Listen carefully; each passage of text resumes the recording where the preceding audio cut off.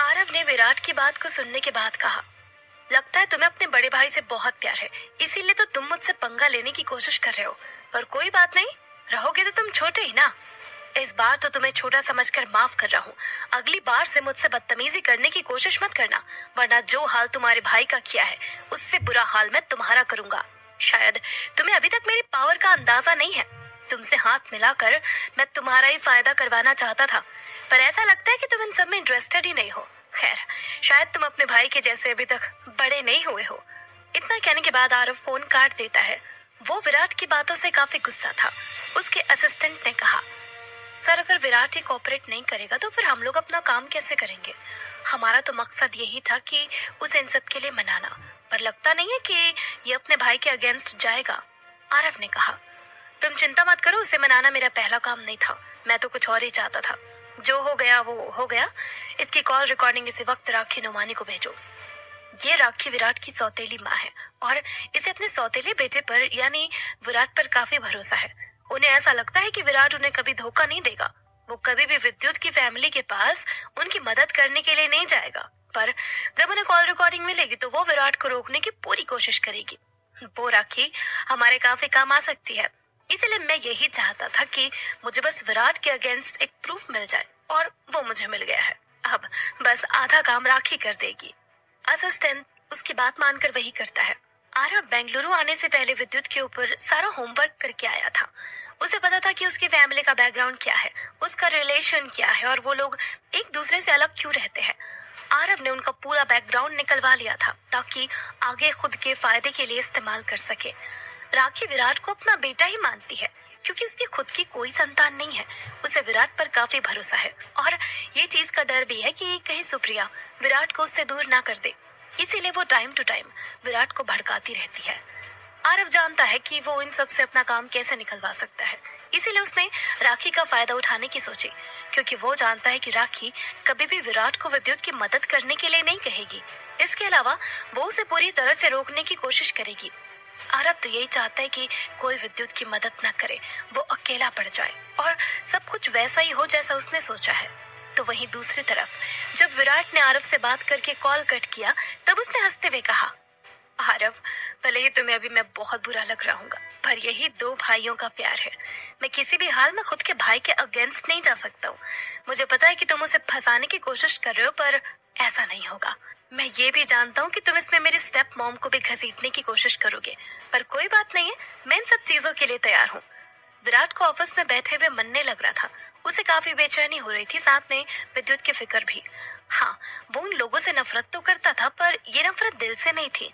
चाहे वो ये जताने की कितनी भी कोशिश क्यों ना करे, वो उनकी चिंता नहीं करता है, पर उसे अंदर से पता है कि वो उनसे कितना प्यार करता है, साथ में उनकी चिंता भी। बस यही सब सोचने के बाद वो अपने ऑफिस से निकल जाता है और कार में जाकर बैठ जाता है। फिर बिना कुछ सोचे समझे ड्राइव करने लगता है। विराट को पता नहीं था कि उसे कहाँ जाना चाहिए और क्या करना चाहिए। करीब 15 मिनट ड्राइव करने के बाद वो देखता है कि वो विद्युत के घर के आगे खड़ा है। सीरियसली, वो ड्राइव करके उसके घर के आगे आ गया था? ये कैसे पॉसिबल हो सकता है? उसे अपने घर जाना चाहिए था, तो फिर ये यहाँ पर क्या सोच कर आ गया?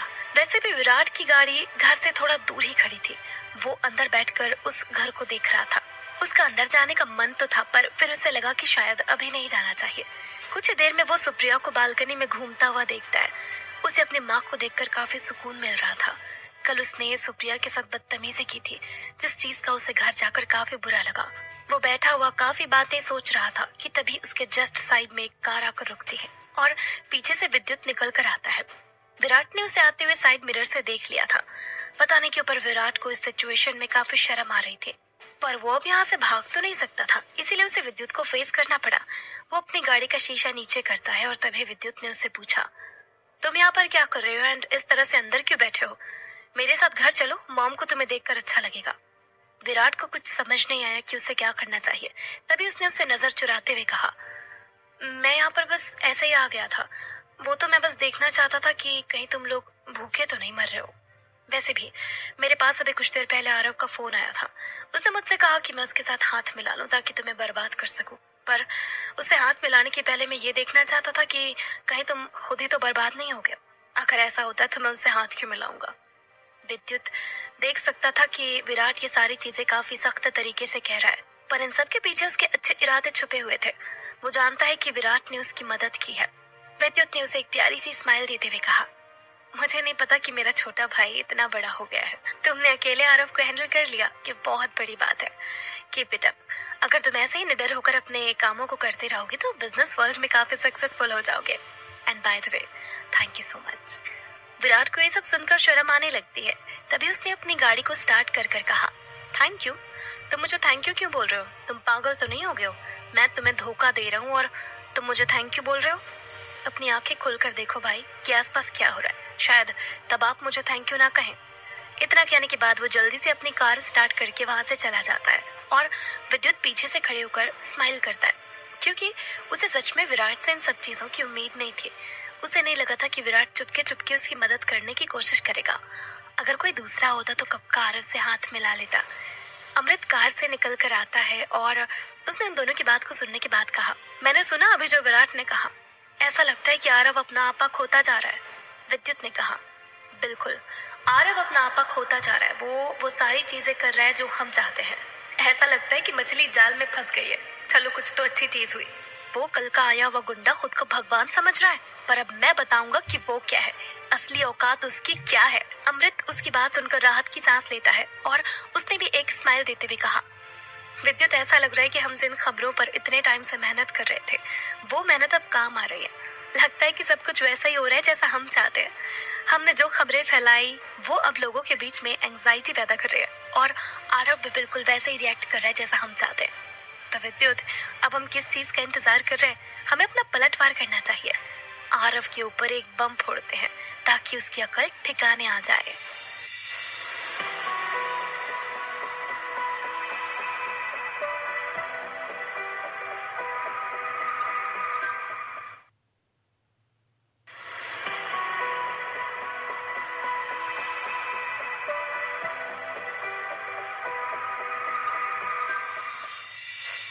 विद्युत ने अमृत की बात का जवाब देते हुए कहा, हम ऐसा जरूर करेंगे पर इतनी जल्दी नहीं।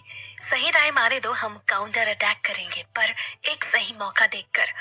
अमृत ने उसे बस सिंपल ही हाँ कहा और वो दोनों घर के अंदर जाते हैं। तन्वी इस वक्त घर नहीं लौटी थी। वो टीम से मिलने के लिए विला गई हुई थी। वैसे तो उन लोगों ने स्टेट लेवल चैंपियनशिप जीत ली थी, पर अभी नेशनल लेवल होना बाकी था। नेशनल कंपटीशन सिर्फ 2 हफ्तों में ही है, इसीलिए टीम पूरी मेहनत के साथ प्रैक्टिस कर रही है। उन्होंने खुद को कमजोर नहीं पड़ने दिया।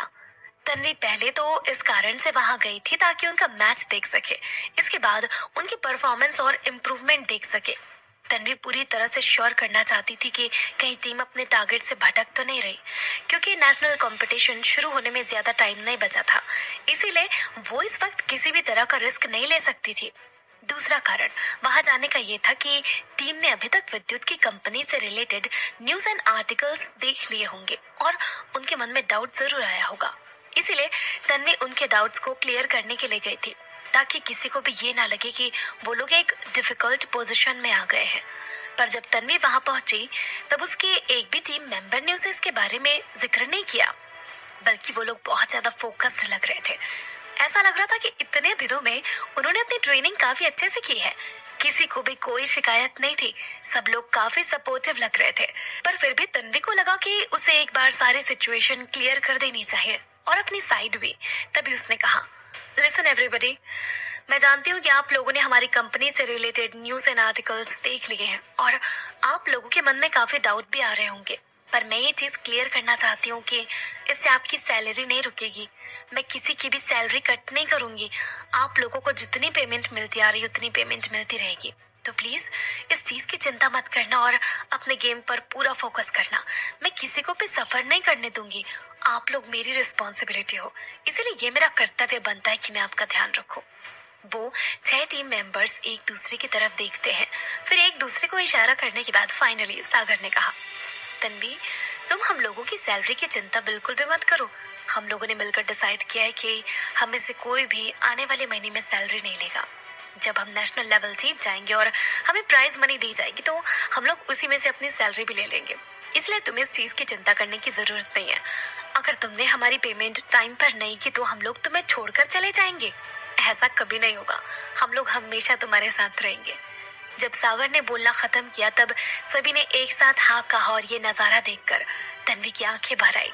उसने कभी नहीं सोचा था कि उसकी टीम इतनी ज्यादा सपोर्टिव है। उन लोगों ने सैलरी तक लेने से मना कर दिया था। वैसे भी पिछले महीने और आखिरी मैच में जो कुछ भी हुआ था उसके बाद सभी लोग एक साथ हो गए थे। इसके अलावा उन्होंने तन्वी का साथ भी नहीं छोड़ा था। नो डाउट कि पिछले मैच ने उन लोगों को एक कर दिया था। तन्वी ने थोड़ा इमोशनल होकर कहा, मुझे नहीं पता था कि मेरी टीम इतनी समझदार है। आप लोग मुझे इतना सपोर्ट कर रहे हैं, इसके लिए थैंक यू। एंड जो भी आपको प्राइज मनी मिलेगी उससे आप लोग अपना पेमेंट का हिस्सा निकाल लेना, मुझे कोई प्रॉब्लम नहीं होगी। वो सारे पैसे आप लोगों के ही हैं। सभी लोग तन्वी को हाँ कहते हैं। वो विला से बाहर आ जाती है। जैसे ही वो बाहर आई तब उसने सुना कि पीछे से कोई उसे आवाज लगा रहा है। उसने पीछे मुड़कर देखा तो प्रीति खड़ी थी। तन्वी ने उसे देखकर कहा, प्रीति तुम बिल्कुल भी टेंशन मत लो, तुम्हारी सैलरी मैं मंथली भेजती रहूंगी, तुम्हें कोई प्रॉब्लम नहीं होगी। मैं जानती हूँ कि अगर तुम्हें सैलरी नहीं मिली तो तुम्हारे पेरेंट्स सीन क्रिएट कर देंगे। प्रीति ने कहा, नहीं तन्वी, मैं तुम्हें ये कहने के लिए नहीं आई थी। दरअसल बात ये कि रोशनी अभी कुछ दिनों पहले यहाँ पर आकर गई है। मुझे बस तुम्हें यही बताना था, क्योंकि मैं जानती हूँ कि अंदर लड़कों में से कोई भी तुम्हें ये बात नहीं बताएगा। तन्वी ये सुनकर थोड़ा सा हैरान हो जाती है, क्योंकि जब से रोशनी को ये पता चला है कि सिद्धार्थ किंग फाइटिंग टीम को तन्वी को देने वाला था, तब से ही रोशनी ने उस टीम को छोड़ दिया है। तन्वी को तो ये तक पता चला है कि रोशनी की टीम छोड़ने के बाद से ही किंग फाइटिंग टीम पूरी तरह से बिखर गई है। अब उन्हें संभालने वाला कोई नहीं है। शायद वो लोग आगे भी नहीं खेल पाएंगे। पर हैरानी वाली बात ये थी कि रोशनी यहाँ क्या करने आई थी? उसे तन्वी की टीम से क्या लेना देना था? तन्वी के चेहरे पर यह लुक देखकर प्रीति ने उसे स्माइल करते हुए कहा, रोशनी यहाँ पर सीक्यू टीम को अपनी साइड करने के लिए आए थे।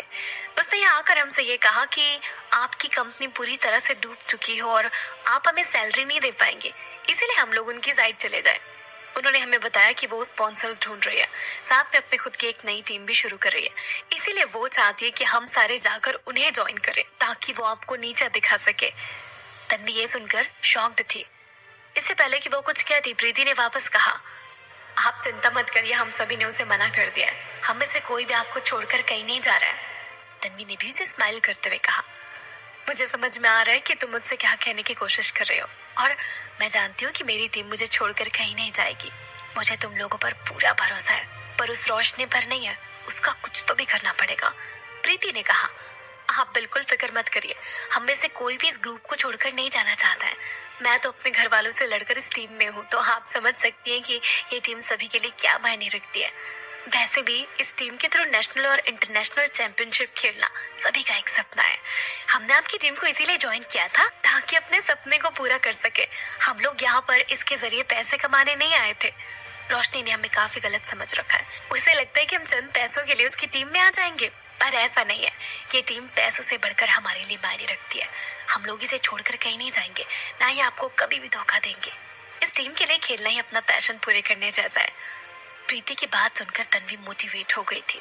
फिर प्रीति ने वापस कहा, कोच, मैं आपको ये बातें इसीलिए बता रही हूँ ताकि आपके मन में कभी भी कोई डाउट ना रहे। चाहे कुछ भी हो जाए, हम लोग हमेशा आपके साथ रहेंगे, हमें कोई भी नहीं तोड़ सकता। तन्वी ने कहा, थैंक यू मेरे इतना साथ देने के लिए और मेरे साथ रहने के लिए।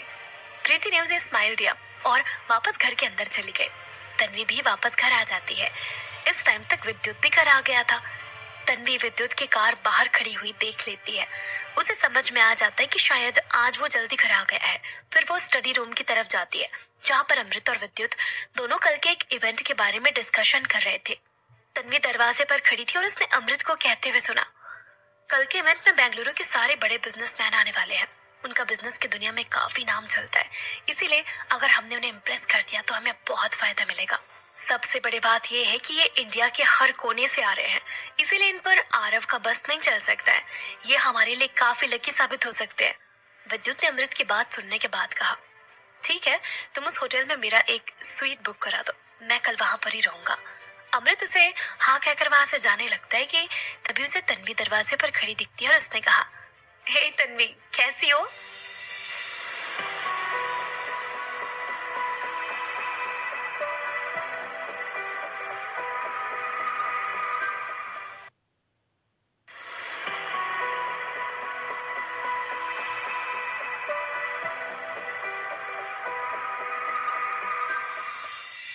अमृत के सवाल का जवाब देते हुए तन्वी ने कहा, मैं बिल्कुल ठीक हूँ, आपको इतने दिनों बाद देखकर अच्छा लग रहा है। इसके बाद वो उसे स्माइल देकर वहां से चला जाता है। तन्वी ने उन दोनों की सारी बातें सुन ली थी। तभी उसने विद्युत की तरफ देखते हुए कहा, मिस्टर अभी, मैंने अभी भी कुछ सुना कि आप कल किसी बहुत बड़े इवेंट में जाने वाले, तो इसका मतलब आपको वहां पर एक फीमेल पार्टनर की जरूरत तो पड़ेगी ना? क्या मुझे आपके साथ चलना चाहिए ताकि मैं आपको कंपनी दे सकूं? तन्वी की आंखों में चमक देखकर विद्युत को समझ में आ गया कि वो उसके साथ क्यों चलना चाहती है। कल इवेंट में बड़े बड़े स्पॉन्सर्स आएंगे, इसीलिए तन्वी नहीं चाहती थी कि विद्युत का कॉन्फिडेंस लो हो जाए या फिर उसे कुछ भी अकेले फेस करना पड़े। इसीलिए वो उसका साथ देने के लिए जा रही थी। अगर कुछ भी होगा तो वो दोनों साथ में उस चीज से लड़ सकेंगे। विद्युत अपनी प्यारी सी वाइफ को मना नहीं कर सकता था, क्योंकि एंड में वो उसकी मदद ही करना चाहती थी। तभी उसने कहा, ठीक है, तुम मेरे साथ चल सकती हो और कल का इवेंट काफी बड़ा होगा, तो कुछ अच्छा पहनना। मैं चाहता हूँ कि मेरी वाइफ वहां पर सबसे सुंदर दिखे। तन्वी ने उसे हाँ कहा। विद्युत वैसे भी चाहता था कि तन्वी उसके साथ कल चले, क्योंकि कल काफी चीजें इंटरेस्टिंग होने वाली है। कल वो सबके सामने आरव की बेइज्जती करने वाला था। इसके अलावा भी कुछ ऐसी इंटरेस्टिंग चीजें होंगी जो किसी ने एक्सपेक्ट भी नहीं की थी। यानी कल की शाम काफी मजेदार बीतने वाली थी, फुल ऑन ड्रामा के साथ। अगले दिन शाम को तन्वी और विद्युत इवेंट में जाने के लिए तैयार होते हैं। तन्वी ने इवनिंग गाउन पहना हुआ था, जिसमें वो बेहद ही खूबसूरत दिख रही थी। इवेंट में जाने से पहले विद्युत ने उसकी काफी तारीफ भी की थी। इसके बाद वो दोनों ही उस बिजनेस इवेंट में जाने के लिए निकल जाते हैं।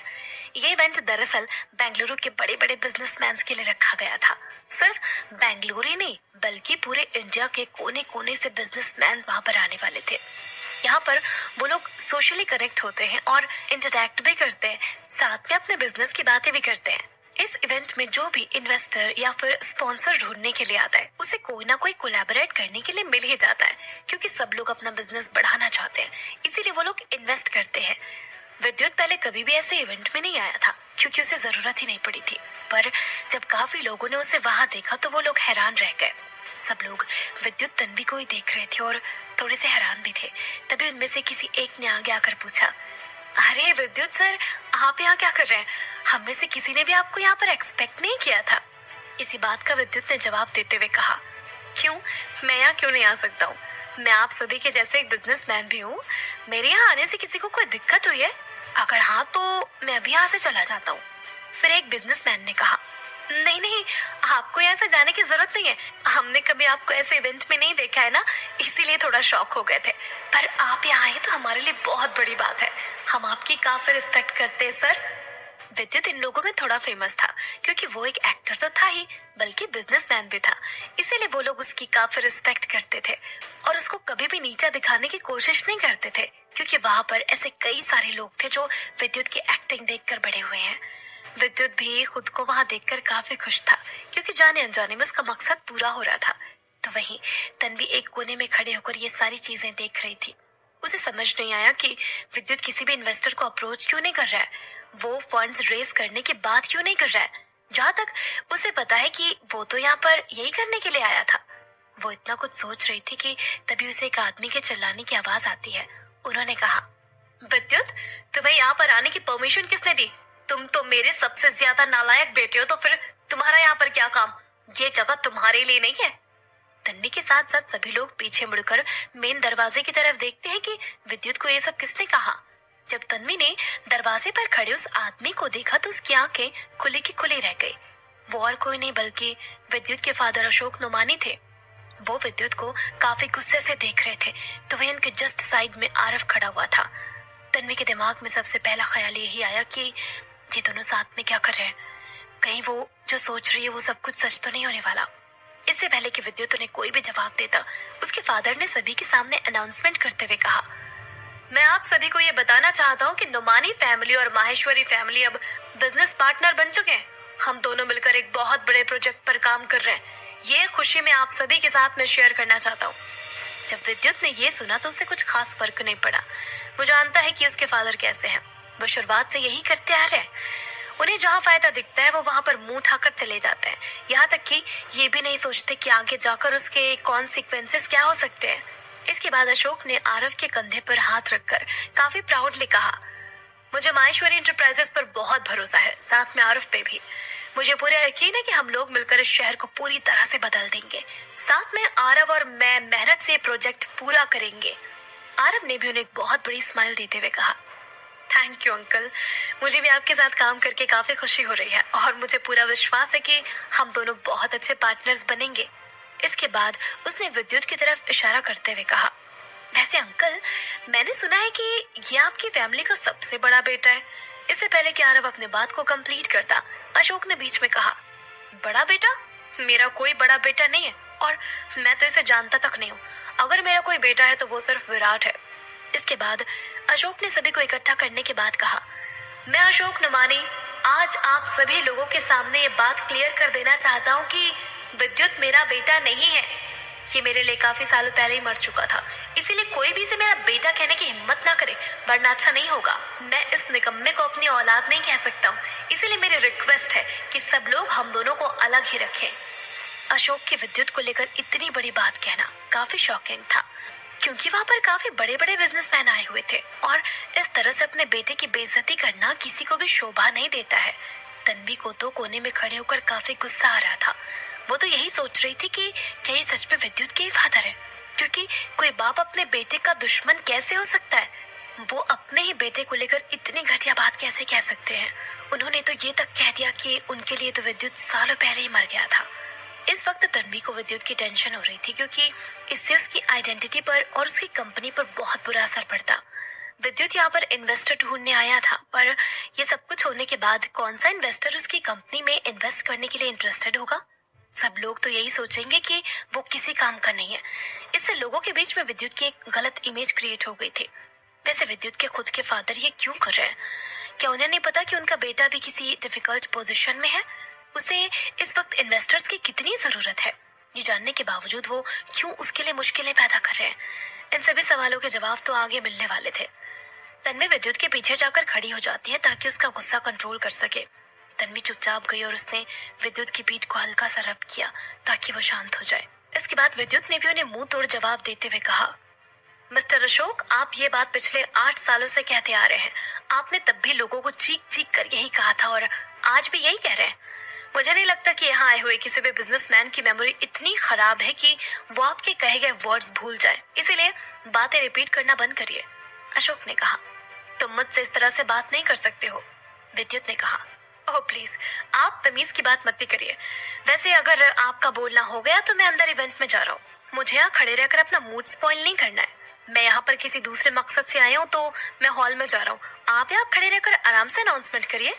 इतना कहने के बाद विद्युत तन्वी का हाथ पकड़कर अंदर हॉल की तरफ जाने लगता है। इस टाइम वो लोग इवेंट के बाहर वाले वेन्यू में खड़े थे। मेन इवेंट अंदर होने वाला था। अशोक को लगा था कि विद्युत अपनी इतनी बेइज्जती सुनकर वहां से चला जाएगा, पर विद्युत ने ऐसा नहीं किया। विद्युत तन्वी उनके पास से निकले तब अशोक ने विद्युत का हाथ पकड़ लिया और धीमी आवाज में कहा, तुम पहले भी नालायक थे और अभी भी उतने ही नालायक हो। तुम एक लड़की के पीछे अपना करियर बर्बाद करने को तैयार हो गए। तुम्हारी अकल ठिकाने तो है ना? इस लड़की के लिए तुम सब कुछ दांव पर लगा रहे हो। क्या सच में ये लड़की इतना कुछ डिजर्व करती है? विद्युत ने उनके इस सवाल का कोई जवाब नहीं दिया। तभी अशोक ने वापस कहा, विद्युत, अगर तुम इस लड़की को डिवोर्स दे दोगे तो आरव उस नए प्रोजेक्ट का सारा काम, सारा प्रॉफिट मुझे दे देगा। इसके बाद क्या पता मैं तुम्हें और सुप्रिया को घर में वापस ले लूं। फिर तुम लोगों को किसी के भी सामने पैसों की भीख मांगने की जरूरत नहीं पड़ेगी। विद्युत को अशोक का ये सजेशन सुनकर मन ही मन हंसी आ रही थी। फिर उसने कहा, अच्छा, तो आप हम दोनों को घर में ले लेंगे? आप हम पर दया कर रहे हैं? ओह माय गॉड, मुझे नहीं पता था कि आप इतने दयावान हैं। वैसे आपको क्या लगता है, आपका ये सजेशन आपकी धर्म पत्नी यानी राखी आंटी मानेगी? क्या वो इसे एक्सेप्ट करेंगी? अशोक ने भी विद्युत को आधी स्माइल देते हुए कहा, तुम्हें क्या लगता है राखी तुम्हारी माँ जैसी है? बिल्कुल नहीं, ये उसी का सजेशन है। उसी ने मुझे कहा था कि मैं तुम दोनों को घर में ले लूं। आखिर तुम हो तो मेरे ही बेटे ना, इसीलिए तुम पर इतना रहम तो मैं कर ही सकता हूँ। विद्युत को तो सच में ये सब कुछ काफी फनी लग रहा था। अभी कुछ देर पहले उसके फादर सबके सामने चिल्ला चिल्ला कर ये कह रहे थे कि विद्युत उनका बेटा नहीं है, और अब वो 2 मिनट के अंदर पलट भी गए। बस फर्क यही था कि ये बात कहने की हिम्मत उनकी सबके सामने नहीं हो रही थी। उन्होंने धीरे से कहा, विद्युत अच्छे से जानता है कि भले ही अशोक बिजनेस वर्ल्ड में कितने भी फेमस क्यों ना हो, उनका कितना भी नाम क्यों ना चलता हो, पर घर जाकर वो भीगी बिल्ली बन जाते हैं। उनका राखी के सामने कोई बस नहीं चलता। जोरू का गुलाम ही उनके लिए सही वर्ड है। इसीलिए वो अपने फादर को सीरियसली नहीं लेता। विद्युत को उसका सजेशन बिल्कुल भी पसंद नहीं आया। वो मरते दम तक कभी अपने फादर और अपनी स्टेप मदर के साथ रहने के लिए नहीं जाएगा। उसने अशोक को जवाब देते हुए कहा, मिस्टर अशोक, अगर आप दो औरतों के साथ रहना पसंद करते हैं तो आपको किसी यंग लड़की को ढूंढना चाहिए और उसे अपने साथ घर पर रहने के लिए बुला लेना चाहिए, क्योंकि मेरी मॉम आपके साथ रहने के लिए कभी नहीं आएंगी। उनके पास बहुत काम है, वो आपकी मिस्ट्रेस बनने के लिए नहीं बैठी है। इसीलिए अगर आपका मन करे तो बाहर से किसी लड़की को बुला लेना, वो आपके सारे डिजायर्स पूरे कर देगी, पर मेरी मॉम और मैं दोनों ही आपके घर में कदम नहीं रखेंगे। अशोक तो ये सुनकर तिलमिला उठते हैं। तभी उन्होंने कहा, तुम कितने बदतमीज हो, तुम्हें तो मैं देख लूंगा। पर विद्युत ये सुनने के बाद उन्हें इग्नोर करके वहां से चला जाता है और अशोक गुस्से में पागल हो रहे थे। उन्हें समझ नहीं आया कि उनके बेटे ने ऐसा क्यों कहा। विद्युत के वहां से जाने के बाद अशोक खुद को शांत करते हैं और इसी मौके का फायदा उठाकर आरव ने कहा, अंकल आप बिल्कुल भी फिक्र मत करिए, ये अभी हवा में उठ रहा है, पर जब इसके पास कुछ भी नहीं बचेगा तब ये आपके पैरों में आकर आपसे माफी मांगेगा, इसीलिए इन सब बातों को इग्नोर करिए।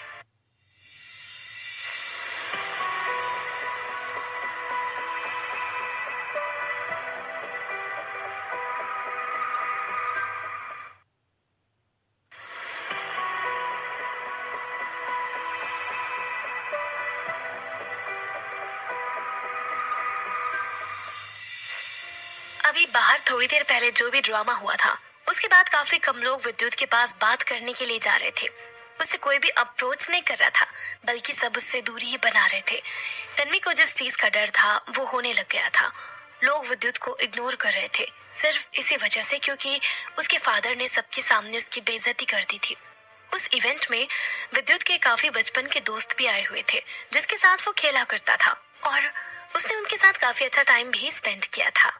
वो लोग भी ये सुनने के बाद उसके पास नहीं आए, किसी ने भी उससे बात करने की कोशिश नहीं की, ये जानने की कोशिश नहीं की कि उसका बिजनेस क्यों डूब गया, क्या उसे किसी मदद की जरूरत है। विद्युत सोफे पर बैठे हुए उन सभी दोगले चेहरों को देख रहा था। एक टाइम ऐसा था जब उसने अपने दोस्तों की बिना सोचे समझे मदद की थी।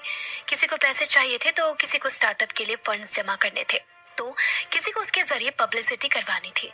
उसने सब कुछ किया, किसी से पैसे नहीं लिए बल्कि पैसे दिए। पर आज जब उसे पैसों की जरूरत है, उसे अपने दोस्तों की जरूरत है, तब एक भी आगे आकर उसकी मदद नहीं कर रहा है। किसी ने भी उसके हालचाल नहीं पूछे। विद्युत को बहुत बुरा लग रहा था, पर उसने सोचा कि अगर उसने किसी के साथ कुछ अच्छा किया है तो उसके साथ भी कुछ बुरा नहीं होगा। नो डाउट कि विद्युत मन से बहुत अच्छा इंसान है, उसने काफी लोगों की मदद की है, पर अब वही लोग उससे नजरें चुरा रहे हैं। ये चीज थोड़ी डिसअपॉइंटिंग थी, पर विद्युत को इससे कुछ खास फर्क नहीं पड़ा। अगर उसके फादर उसके दुश्मन बन सकते हैं तो दोस्तों का दुश्मन बनना कोई बड़ी बात नहीं है। तन्वी भी कुछ लोगों से बात करके आने के बाद उसके साइड में बैठ जाती है। तभी विद्युत ने पूछा, तन्वी क्या तुम्हारे पैरों में दर्द हो रहा है? तुम अनकंफर्टेबल तो नहीं हो ना? तन्वी हमेशा फ्लैट शूज और सैंडल ही पहनती थी। उसने काफी कम हील्स पहनी है, पर आज क्योंकि बहुत बड़ा इवेंट था और उसने इवनिंग गाउन पहना था, इसीलिए उसने उसके साथ हील्स डाली हुई थी, जिससे उसके पैरों में दर्द होने लग गया था।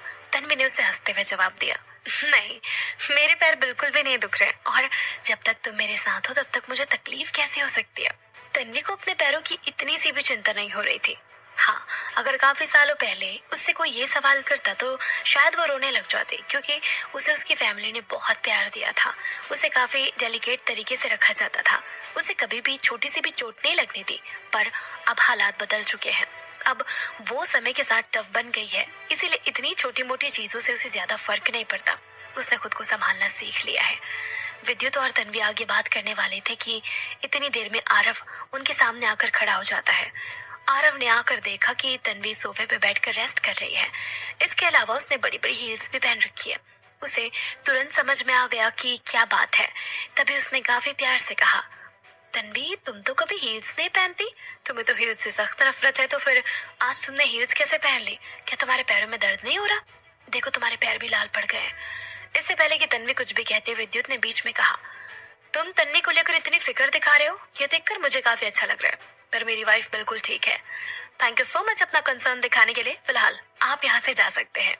आरव ने थोड़ा गुस्से से कहा, हाँ हाँ, जानता हूँ कि ये कितनी ठीक है। शायद तुम्हें नहीं पता होगा पर इसे बचपन से हम लोगों ने बहुत प्यार से रखा है। इसकी फैमिली ने कभी भी इस पर कोई तकलीफ नहीं आने दी। तन्वी को कभी भी इतनी सी भी चोट नहीं लगी और लगी तो हमने इसका इतना ध्यान रखा कि वो चोट भी हमारे प्यार के आगे फीकी पड़ गई। इसे सब लोग बहुत प्यार से रखते थे, एक प्रिंसेस के जैसे। ना तो इसने कभी भी किसी प्रॉब्लम को फेस किया था और ना ही कभी कोई ऐसी चीज फेस की जिससे इसे तकलीफ हो। पर अब देखो, इस बेचारी को तुम्हारे साथ कितना सफर करना पड़ रहा है। तुम्हारी वजह से इसे कितनी तकलीफ हो रही है, पर तुम्हें तो ये कहाँ दिखेगा। तुम तो अपनी बेबी को बस अपना गुलाम बना कर रखना चाहते हो। ये सुनकर तन्वी को काफी गुस्सा आता है और उसने कहा, अपनी बकवास बंद करो आरव। ये लाइफ मैंने खुद चुनी है। विद्युत के साथ रहना मेरी मर्जी है, ये लाइफ जीना भी मेरी मर्जी है। इसमें किसी ने मेरे साथ कोई जबरदस्ती नहीं की। तो तुम हर चीज में विद्युत को ब्लेम करना बंद करो। इसमें इसकी कोई गलती नहीं है। विद्युत की गलती की वजह से मेरे घर में आग नहीं लगी थी और ना ही इसकी गलती की वजह से मेरे पेरेंट्स ने सुसाइड किया था। तकलीफ मुझे उस दिन हुई थी और इसमें विद्युत की कोई गलती नहीं है। इसीलिए आगे से ये सब कुछ मत कहना। मैं अपने लाइफ में विद्युत के साथ बहुत खुश हूँ और इतनी खुशी मैंने अपने लाइफ में कभी नहीं देखी। तो ये कभी मत सोचना कि अगर विद्युत के पास कुछ नहीं बचा तो मैं इसे छोड़कर तुम्हारे पास आ जाऊंगी। ये कभी नहीं होगा। तन्वी ने अपनी बातें काफी साफ साफ कही थी और ये सुनकर आरव को काफी बुरा लगा था। ऐसा लग रहा था कि तन्वी के हर एक शब्द उसके दिल पे खंजर के जैसे लग रहे हैं। फिर भी आरव ये गुस्सा चेहरे पर आने नहीं देता। एक बड़ी सी स्माइल देते हुए कहता है, ठीक है, कोई बात नहीं। अगर तुम्हें यही सब कुछ पसंद है तो इसे एंजॉय करो। मैं भी देखता हूँ कि तुम्हें ये सारी चीजें कब तक अच्छी लगती है। एक न एक दिन तो तुम मेरे पास आओगी ही। जब वो दोनों बातें कर रहे थे तभी कोई आदमी उन्हें आवाज लगाता है। आरव उसे अपने पास आने के लिए कहता है। फिर तन्वी को उसकी तरफ इशारा करते हुए कहता है, क्या तुम जानती हो कि ये कौन है? तन्वी बहुत ध्यान से उसे देख रही थी पर उसे कुछ समझ नहीं आया कि ये कौन है। बस ऐसा लग रहा था कि वो आरव की एज का ही है जिसने काफी अच्छा सूट पहना हुआ था। तन्वी की चुप्पी देखकर आरव ने कहा, ये विद्युत की कंपनी का सबसे पहला इन्वेस्टर है, सूरज राठी। तुम्हें एक इंटरेस्टिंग बात बताऊं, सूरज और विद्युत दोनों ही बचपन से दोस्त हैं। यहाँ तक कि तुम्हारे महान पति ने इसकी काफी मदद भी की है। ये लोग एक नए प्रोजेक्ट पर काम करने ही वाले थे और इसने अपनी इन्वेस्टमेंट भी लगाने के लिए हाँ कह दी थी, पर एंड टाइम पर इसने वो सब कुछ करने से मना कर दिया। यहाँ तक कि अपनी इन्वेस्टमेंट भी वापस ले ली। पता है क्यों? तन्वी आरव की बात काफी ध्यान से सुन रही थी। तभी आरव ने कहा, इसने अपनी इन्वेस्टमेंट इसीलिए वापस ले ली क्योंकि मैंने इसे ज्यादा प्रॉफिट देने का वादा किया। ये बहुत आसानी से मेरी बातों में फंस गया और उसने चुटकी बजाकर मेरा काम कर दिया। तन्वी ने उसकी बात सुनने के बाद कहा, तुम कितने गिरे हुए इंसान हो। तुम हर जगह अपना फायदा कैसे ढूंढ सकते हो। यहाँ तक कि तुम विद्युत को नीचा दिखा रहे हो सिर्फ इसीलिए क्योंकि हम दोनों की शादी हो रखी है। अनबिलीवेबल आरव। आरव ने विद्युत को एक एवन लुक देने के बाद कहा, तन्वी, मैंने तुम्हें पहले ही कहा था कि मेरे साथ आ जाओ, तुम खुश रहोगी और मैं तुम्हारे हस्बैंड को अकेला छोड़ दूंगा। पर तुम मेरी बात कहाँ सुनती हो। अब देखो क्या क्या हो रहा है। तन्वी गुस्से से पागल हो रही थी। उसे आरव को थप्पड़ मारने का मन कर रहा था, पर क्योंकि वो इतने बड़े इवेंट में थी इसीलिए वो कोई भी तमाशा क्रिएट नहीं करना चाहती थी। पहले ही विद्युत के फादर की वजह से विद्युत को बहुत कुछ फेस करना पड़ रहा था। उसे काफी ह्यूमिलिएशन महसूस हो रही थी। वो अब नहीं चाहती थी कि उसकी वजह से विद्युत को ह्यूमिलिएट होना पड़े। आरव को पता चल गया था कि उसने सही जगह आग लगाई है। अब बस उसे आग में घी डालने का काम करना था। तभी उसने अपना एक हाथ ऊपर करके चिल्लाते हुए कहा, मिस्टर सूरज, जरा इधर तो आइए। जैसे ही सूरज ने आरव को देखा वो एकदम से खुश हो गया। वो अब जो भी कर रहा था अपना काम छोड़कर जल्दी से आरव की तरफ आ गया। आरव ने तन्वी की तरफ देखते हुए कहा, अब मैं तुम्हें इससे अच्छे से इंट्रोड्यूस करवाता हूँ ताकि तुम्हें सब कुछ समझ में आ जाए। तन्वी को आरव की कोई बात नहीं सुननी थी तो वहीं सूरज ने विद्युत की तरफ देखा भी नहीं था। हाँ, ये बात सच थी कि वो लोग बचपन से दोस्त हैं और जब सूरज ने अपना बिजनेस शुरू किया तो उसने विद्युत की कंपनी में इन्वेस्ट किया एक दोस्त के तौर पर जब उसे आरव की तरफ ज्यादा फायदा दिखा तो उसने विद्युत को धोखा दे दिया। इसीलिए शायद सूरज विद्युत से नजर नहीं मिला रहा था क्योंकि उसे शर्म आ रही थी। उसने अपने फायदे के लिए खुद के बचपन के दोस्त को धोखा दे दिया। इससे शर्मनाक बात क्या हो सकती थी। आरव को भी ये बात काफी अच्छे से पता थी, इसीलिए तो उसने सूरज को यहाँ पर बुलाया था ताकि वो विद्युत को नीचा दिखा सके। ये दिखा सके कि वो कितना पावरफुल है, साथ में उसका बिजनेस वर्ल्ड में कितना दिमाग चलता है। वो अपने आप को सही साबित करने में लगा हुआ था। आरव ने अपना हाथ आगे बढ़ाते हुए कहा, मिस्टर सूरज, कैसे हैं आप? सूरज ने भी उसे एक अच्छी सी स्माइल देते हुए कहा, mister Aarav, oh my God, आपको यहाँ देखकर मुझे काफी खुशी हो रही है। मैं बिल्कुल ठीक हूँ, बताइए आप कैसे हैं? विद्युत सूरज के जस्ट पीछे बैठा हुआ था पर सूरज ने उसे मुड़कर देखा तक नहीं।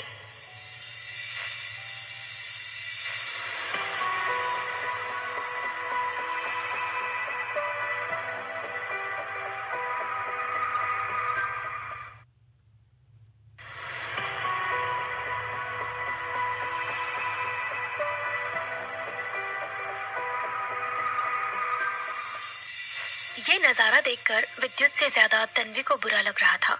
उसे बिल्कुल अच्छा नहीं लगा कि विद्युत के बचपन का दोस्त उसे इस तरह से धोखा दे रहा है। इसके अलावा उसे इग्नोर भी कर रहा है। तन्वी को कुछ भी समझ नहीं आया, तब उसने विद्युत की तरफ स्माइल करते हुए कहा, मैं वॉशरूम जा रही हूँ, क्या तुम मेरे साथ चलोगे? विद्युत को समझ में आ गया कि तन्वी ये करने की कोशिश क्यों कर रही है। वो नहीं चाहती थी कि विद्युत वहां पर बैठकर उन लोगों के ताने सुने, इसीलिए वो उसे अपने साथ लेकर जा रही थी। विद्युत को सब कुछ साफ दिख रहा था कि तन्वी उसे संभालने की पूरी कोशिश कर रही है। तभी उसने तन्वी को हाँ कहा और वो दोनों वहां से जाने लगते हैं। पर ठीक इसी वक्त आरव उन दोनों को रोक लेता है। फिर आरव ने सूरज की तरफ इशारा करके कहा, विद्युत, मैंने सुना है कि तुम दोनों बचपन के दोस्त हो, पर ऐसा लगता है कि तुम्हें सूरज की ये सारी चीजें पसंद नहीं आ रही है। खैर, कोई बात नहीं, अगर तुम इस बार सूरज के साथ पार्टनरशिप में काम नहीं कर पाए तो क्या हुआ, अगली बार कर लेना। तुम इस तरह से यहाँ से जा क्यों रहे हो? क्या तुम्हें पार्टी को छोड़कर जाने की इतनी जल्दी है, या फिर तुम सूरज को लेकर गुस्सा हो इसीलिए यहाँ से जाना चाहते हो? चलो यार, थोड़ा बैठकर बातें बातें करते हैं, ड्रिंक्स पीते हैं, माहौल को लाइट करते हैं ताकि सबको अच्छा लगे। घर जाकर तो तुम्हें वैसे भी सोना ही है। तन्नी को समझ में आ रहा था कि आरव दोस्तों के बीच में कड़वे बीज बोने की कोशिश कर रहा है ताकि आगे चलकर उन दोनों का रिश्ता खराब हो सके। वो क्लियरली दोनों को अपनी मीठी मीठी बातों से भड़का रहा था। ये चीज तन्वी को बिल्कुल भी रास नहीं आ रही थी। तभी उसने गुस्से से कहा, आरव, हद होती है हर एक चीज की, तुम हर जगह क्यों जहर घोलते रहते हो?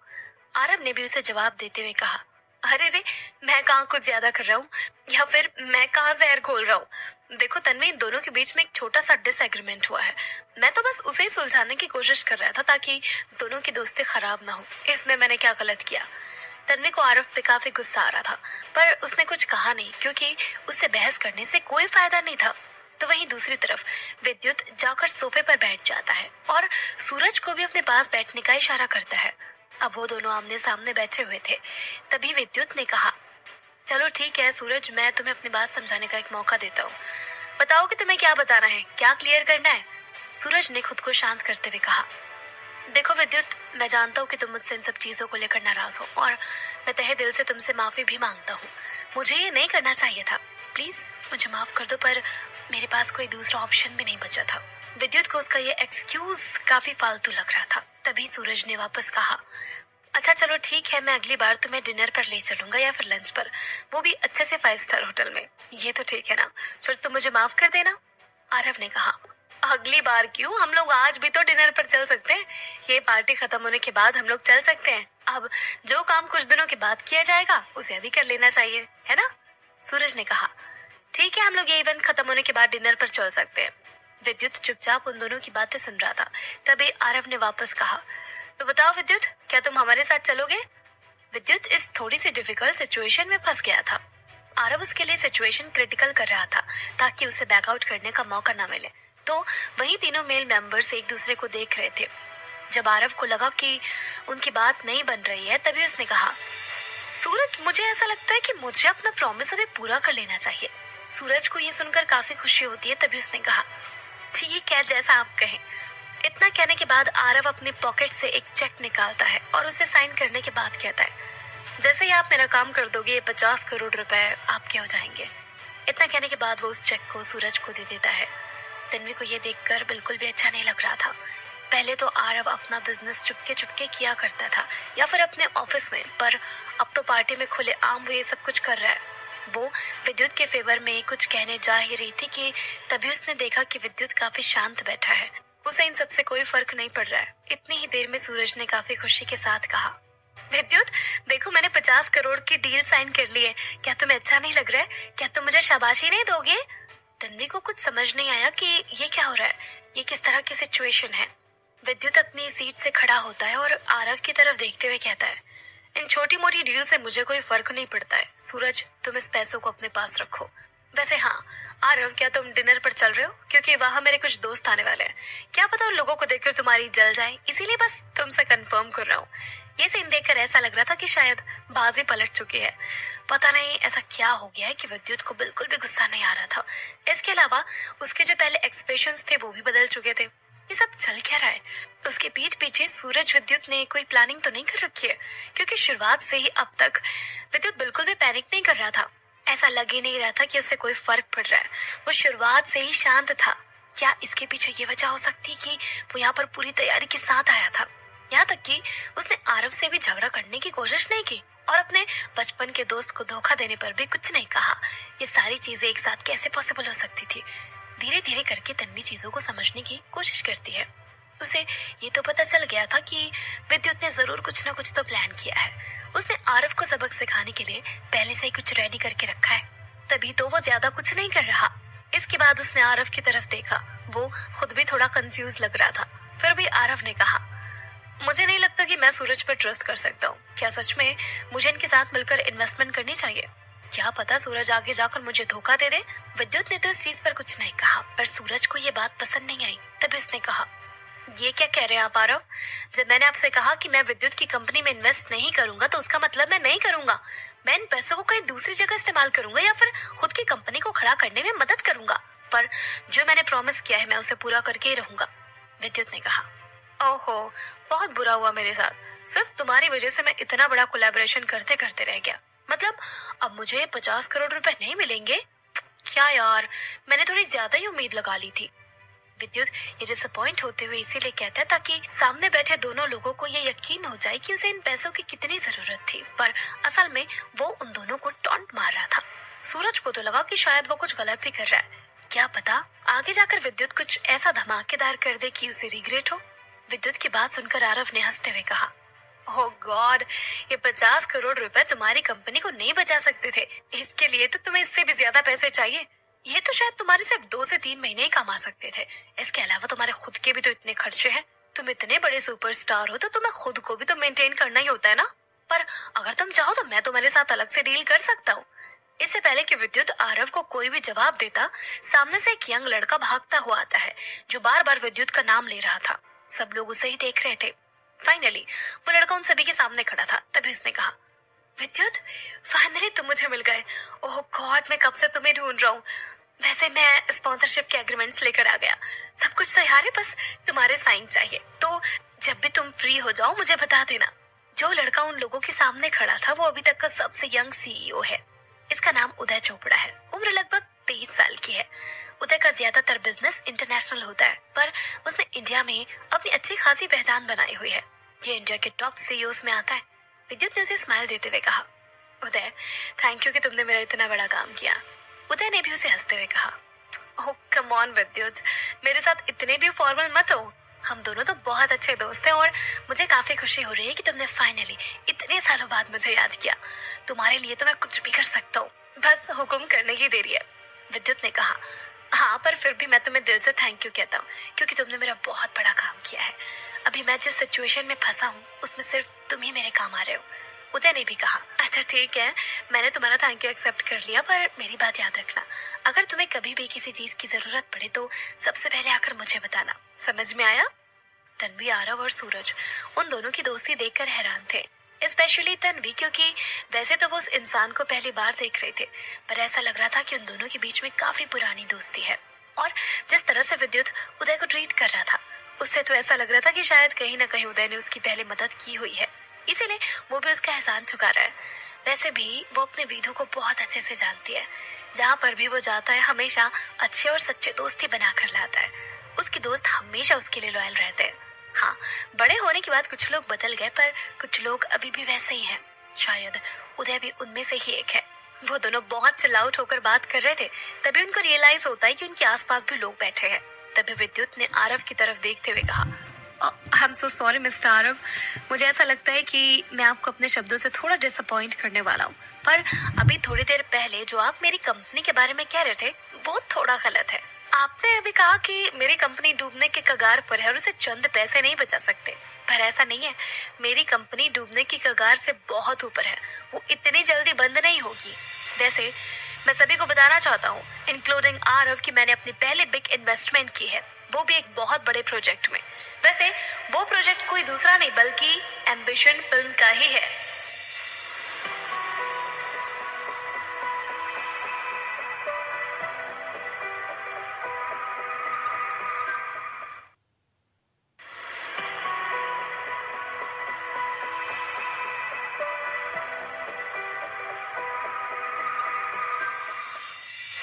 विद्युत ने अपनी बात को कंटिन्यू करते हुए आगे कहा, मुझे ऐसा लगता है कि एम्बिशन फिल्म बहुत अच्छी चल रही है। इसे लोग काफी पसंद करेंगे। इसके लिए इसके प्रोडक्शन में इन्वेस्ट करना मेरे लिए बहुत फायदे का सौदा होगा। सिर्फ इसी वजह से मैंने इसके प्रोडक्शन हाउस में इन्वेस्ट किया है। तो अब आरव, आपकी इन्वेस्टमेंट इसमें 30% कम हो चुके हैं, यानी आप 60% शेयर्स के ही शेयर होल्डर हैं एंड मेरी इन्वॉल्वमेंट आपसे ज्यादा हो गई है। विद्युत को ये कहते हुए काफी प्राउड फील हो रहा था, क्योंकि वो इस दिन का बहुत टाइम से इंतजार कर रहा था। आरव ने इस प्रोडक्शन हाउस में 90% तक इन्वेस्ट करके रखा था, इसीलिए ये मेजर शेयर होल्डर था। पर अब क्योंकि इसकी इन्वेस्टमेंट कम हो गई है, इसीलिए अब आरव वो नहीं कर सकता जो वो चाहता है। पहले वो इन सब के बेसिस पर सेट पर हुक्म चलाया करता था। वो अपनी मर्जी से किसी को भी सेट से निकाल सकता था, यहाँ तक कि फिल्म में लीड को भी रिप्लेस करवा सकता था। पर अब ऐसा नहीं होगा। पर विद्युत जो चाहता था वो चीज कर सकता था। तभी उसने कहा, मुझे ऐसा लगता है कि फिल्म के अंदर कुछ मेजर चेंजेस करने की जरूरत है। सबसे पहले मैं फिल्म की फीमेल लीड को हटाना चाहता हूँ। मुझे ऐसा लगता है कि उसकी एक्टिंग स्किल्स बहुत ही खराब है। साथ में उसे काफी गुस्सा भी आता है। वो सेट पर सबके साथ बदतमीजी करती है। मुझे नहीं लगता कि एक फिल्म के सेट का माहौल ऐसा होना चाहिए, इसीलिए मैं उसे बदलना चाहता हूँ। मैंने डायरेक्टर से बात कर ली है। वो बहुत जल्द लारा को रिप्लेस करके एक नई लीड एक्ट्रेस ले आएंगे। अब आरव ने ये सुना तो वो बिल्कुल हैरान रह गया। उसने इन सब की उम्मीद भी नहीं की थी। तो वहीं तन्वी मन ही मन मुस्कुरा उठी, क्योंकि लारा ने उसके साथ सेट पर जो भी किया था वो बहुत ही खराब था। इसके अलावा लारा ने चिराग और पल्लवी को भी परेशान करने की कोशिश की। तो अगर वो फिल्म से ही हट जाएगी तो उसका सारा हुरूर टूट जाएगा, जैसे अभी अभी उसके भाई का टूटा है। ये रात तो तन्वी की सबसे बेस्ट रात होने वाली थी, क्योंकि जो कुछ देर पहले इतनी हेकड़ी में अपनी बातें कर रहा था, सडनली उसका चेहरा उतर गया है। आरव बहुत ध्यान से विद्युत की तरफ देख रहा था। उसे हैरानी हो रही थी कि उसका अपोनेंट इतना ज्यादा स्ट्रांग है। पहले तो वो विद्युत को ऐरा गैरा समझ रहा था, पर अब उसके मन में विद्युत को लेकर रेस्पेक्ट काफी ज्यादा बढ़ गई थी। वो अपने कॉम्पिटिटर को हल्के में नहीं लेगा, बल्कि हमेशा अलर्ट पर रहेगा, क्योंकि उसके ऊपर जो इतना बड़ा बम गिरा है उसे संभालने के लिए भी काफी टाइम लगने वाला है। दरअसल यहाँ पर एक तरह से पूरी स्टोरी क्लियर हो जाती है कि अभी तक जो कुछ भी हुआ वो विद्युत का प्लान था। पहले विद्युत नहीं जानता था कि तन्वी का और आरव का क्या रिश्ता है, पर जब उस दिन तन्वी पर आरव ने हमला किया था तब विद्युत ने उसका सारा बैकग्राउंड निकलवाया, ये जानने की कोशिश की कि वो आखिर में है क्या और क्या चाहता है। साथ में विद्युत ने ये डिसाइड कर लिया था कि वो आरव से बदला लेकर रहेगा, बिना किसी को शक होने दिए। इसके बाद विद्युत ने उसके सामने ही फिल्म के कॉन्ट्रैक्ट खत्म किए। साथ में पेनाल्टी के तौर पर 50 लाख रुपए का फाइन भी भरा। फिर उसने तुरंत मसूरी छोड़ने का डिसाइड किया। उसे पता था कि आरव उन दोनों को ढूंढता हुआ एयरपोर्ट आएगा, इसीलिए उसने अमृत से कहा कि वो तीनों कार से जाएंगे ताकि आरव को उनका पता ना चले। बेंगलुरु आने के बाद विद्युत को अच्छे से पता था कि वो तन्वी का पीछा करते हुए यहाँ जरूर आएगा।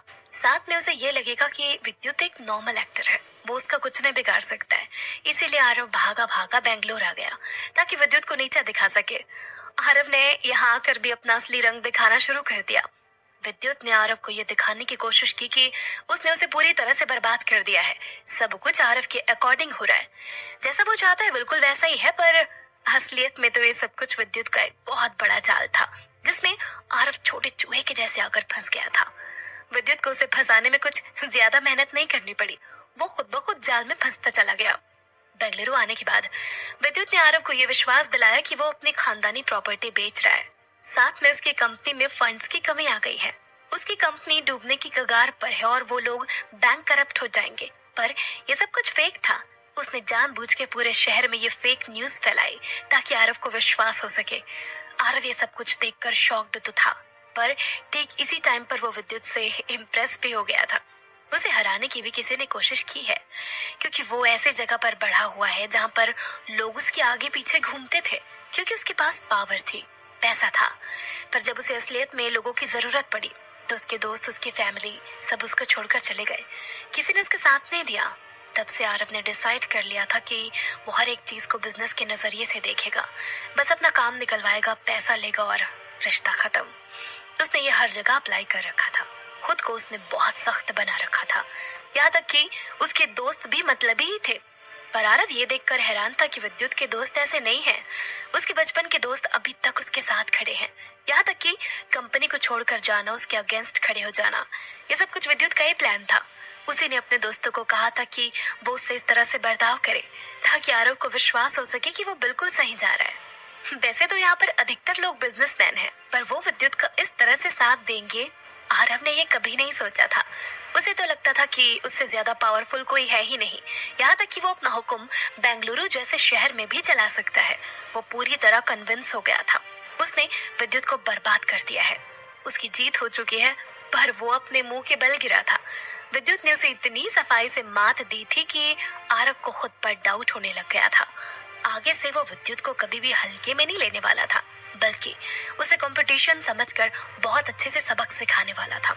और सिर्फ विद्युत ही नहीं, बल्कि उसके दोस्त भी इतने लॉयल हैं कि उसे हर वक्त सपोर्ट करने के लिए खड़े हो जाते हैं। उन्होंने उसके सामने इतनी अच्छी एक्टिंग की कि आरव को जरा सा भी शक नहीं हुआ। भले ही विद्युत एक फेमस एक्टर क्यों ना हो, भले ही उसकी फैमिली उसे सपोर्ट ना करती हो, पर उसके दोस्त और उसकी वाइफ हमेशा उसके साथ खड़े रहेंगे। इसीलिए विद्युत एक बहुत टफ कंपटीशन था।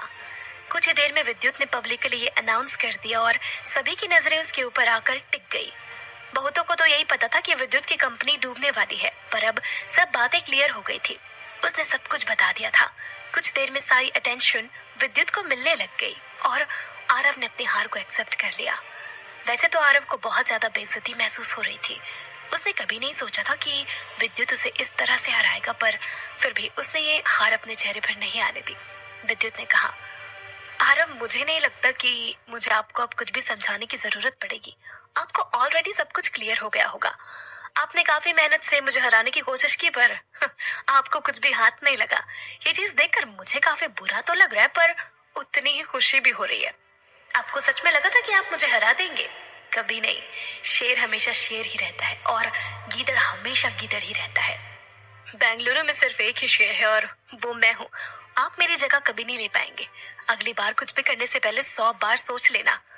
आरव ने कहा, मैं समझ गया कि तुम कितने चालाक हो। पहले मैंने तुम्हें समझने में गलती कर दी थी, पर अब मुझे तुम्हारी हर एक चीज समझ में आ गई है। मैं तुम्हें आज के बाद अंडर एस्टिमेट नहीं करूंगा। विद्युत ने कहा, बिल्कुल, मुझे आज के बाद अंडर एस्टिमेट करने की कोशिश मत करना, वरना इस बार की जैसे मात खानी पड़ेगी और मुंह के बल तो गिरोगे ही। आरव ने उसे एक नफरत भरी स्माइल देते हुए कहा, कोई बात नहीं, इस बार तो तुम जीत गए, पर अगली बार मैं तुम्हें जीतने नहीं दूंगा। हम जल्द ही मिलेंगे और इस बार मैं पूरी तैयारी के साथ आऊंगा। इसके बाद वो वहां से जाने लगता है। इस बार आरव ने जाते वक्त तन्वी को कुछ नहीं कहा था, क्योंकि उसे बहुत ज्यादा एम्बेरसिंग फील हो रहा था। तभी उसके असिस्टेंट ने उसे रोते हुए कहा, सर, अब हम क्या करेंगे? ये तो हमारे प्लान के अकॉर्डिंग नहीं हुआ, सब कुछ उल्टा पड़ गया।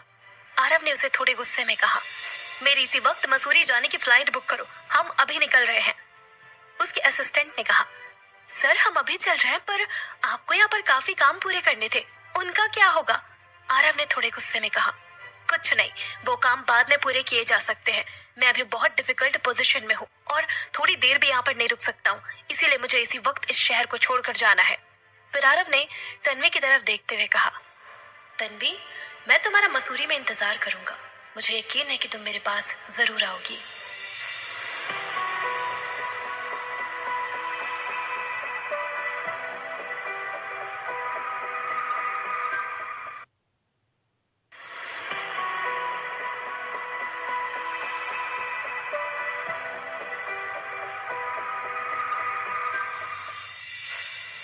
तन्वी आरव की बात का कोई जवाब नहीं देती और आरव भी वहां से अपने असिस्टेंट के साथ चला जाता है।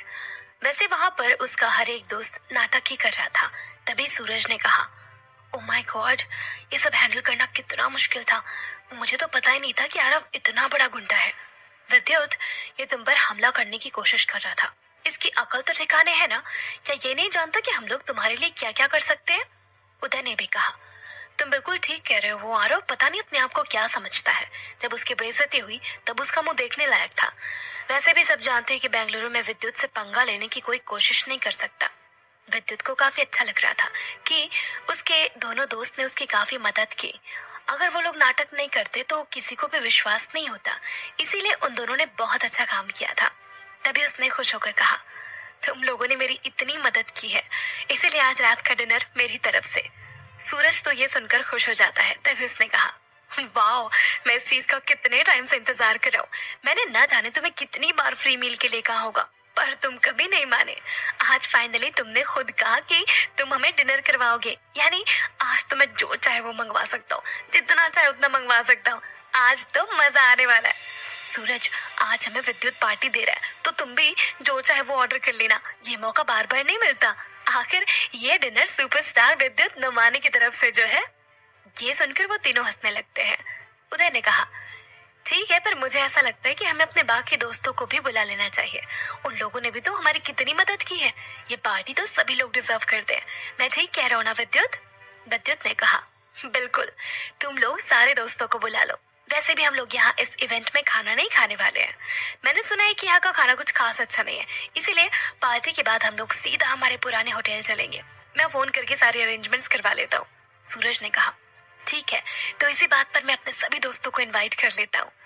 वो दोनों दोस्तों को फोन करने में बिजी हो जाते हैं और विद्युत फाइनली तन्वी की तरफ देखता है, जो काफी शांत लग रही थी। तन्वी ने ठीक इसी वक्त उसके कान में धीरे से कहा, कुछ देर पहले तो तुम किसी हीरो से कम नहीं लग रहे थे।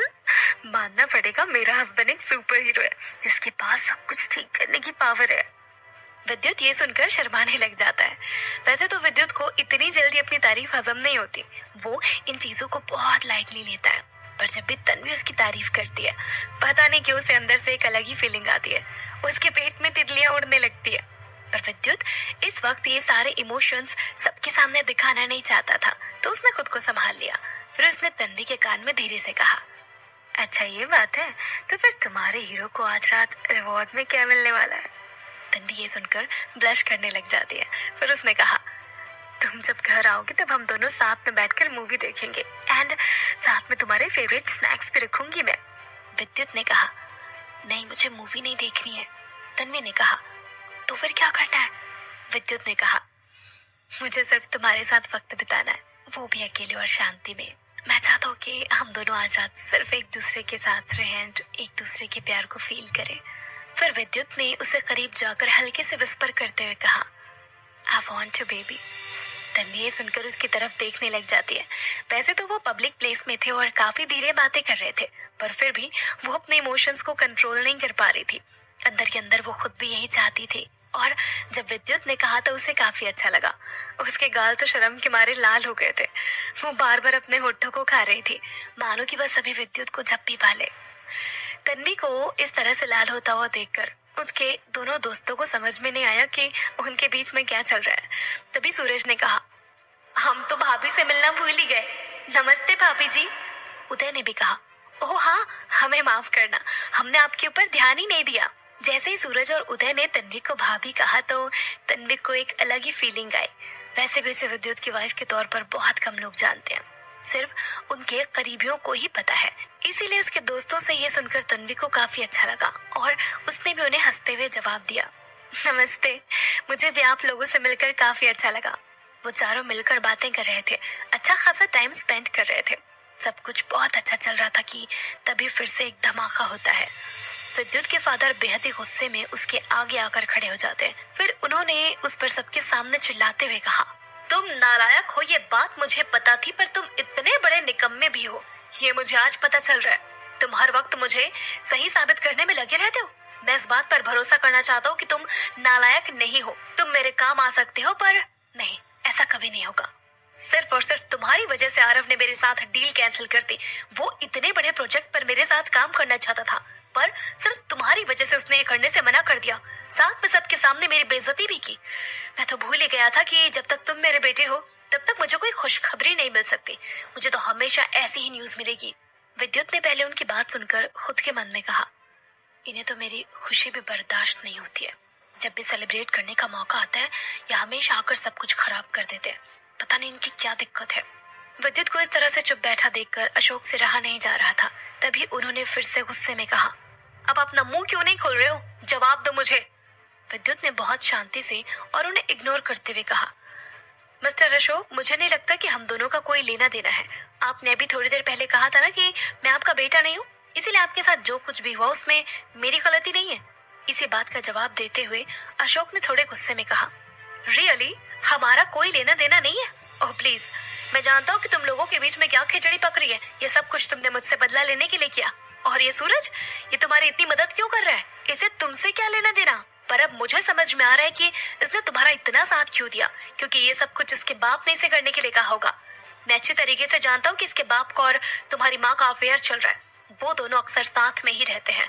नो डाउट कि ये दोनों एक दूसरे को सपोर्ट कर रहे हैं। अब मुझे समझ में आ रहा है कि उस औरत ने मुझे डिवोर्स क्यों दिया। वो क्यों चाहती थी कि मैं उसे छोड़ दूं ताकि वो डिवोर्स लेने के बाद दूसरी जगह चक्कर चला सके। साली। इसके पहले कि अशोक अपनी लाइन को कंप्लीट करते, विद्युत उन्हें कॉलर से पकड़ लेता है। उसकी आंखों में गुस्सा साफ दिख रहा था और तभी उसने कहा, अपना मुंह बंद रखना मिस्टर अशोक नोमानी।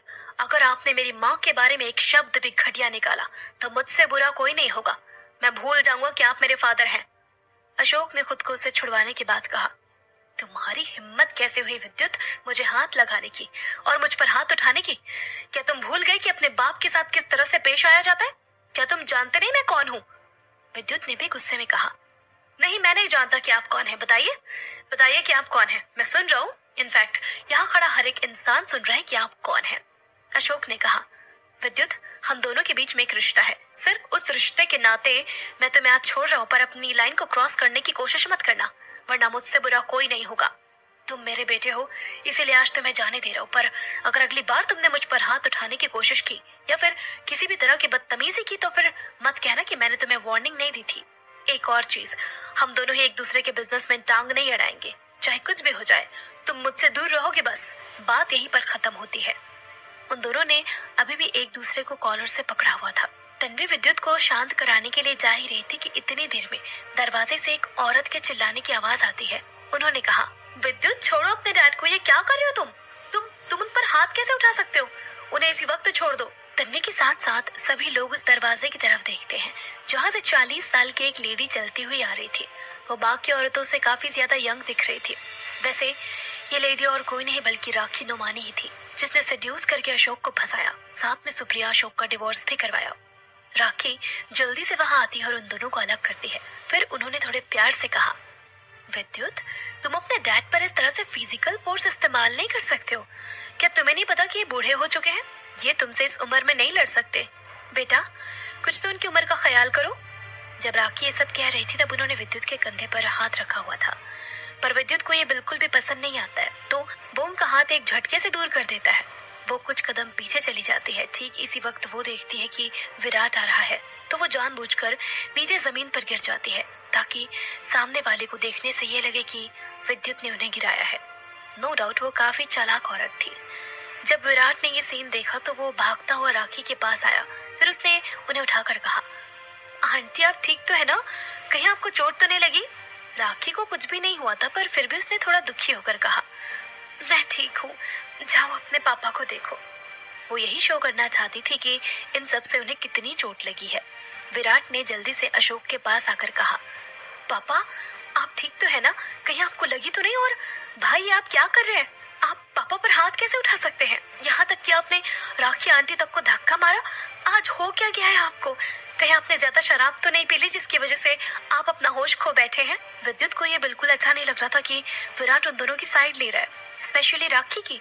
उसे ये करने की जरूरत नहीं है। वो कैसे अपनी स्टेप मदर की साइड ले सकता है जबकि उसे पूरी सच्चाई भी नहीं पता। अशोक ने भी गुस्से में कहा, तुम सच में बहुत बदतमीज हो विद्युत। अगर बचपन में तुम्हें 4 थप्पड़ लगाए होते तो शायद आज तुम ये सब हरकत नहीं करते। तुमने मुझे तो हाथ लगाया है लगाया, बल्कि मेरी वाइफ तक को धक्का मार दिया। मुझे तो विश्वास ही नहीं हो रहा कि कोई बाप इतना अनलकी कैसे हो सकता है।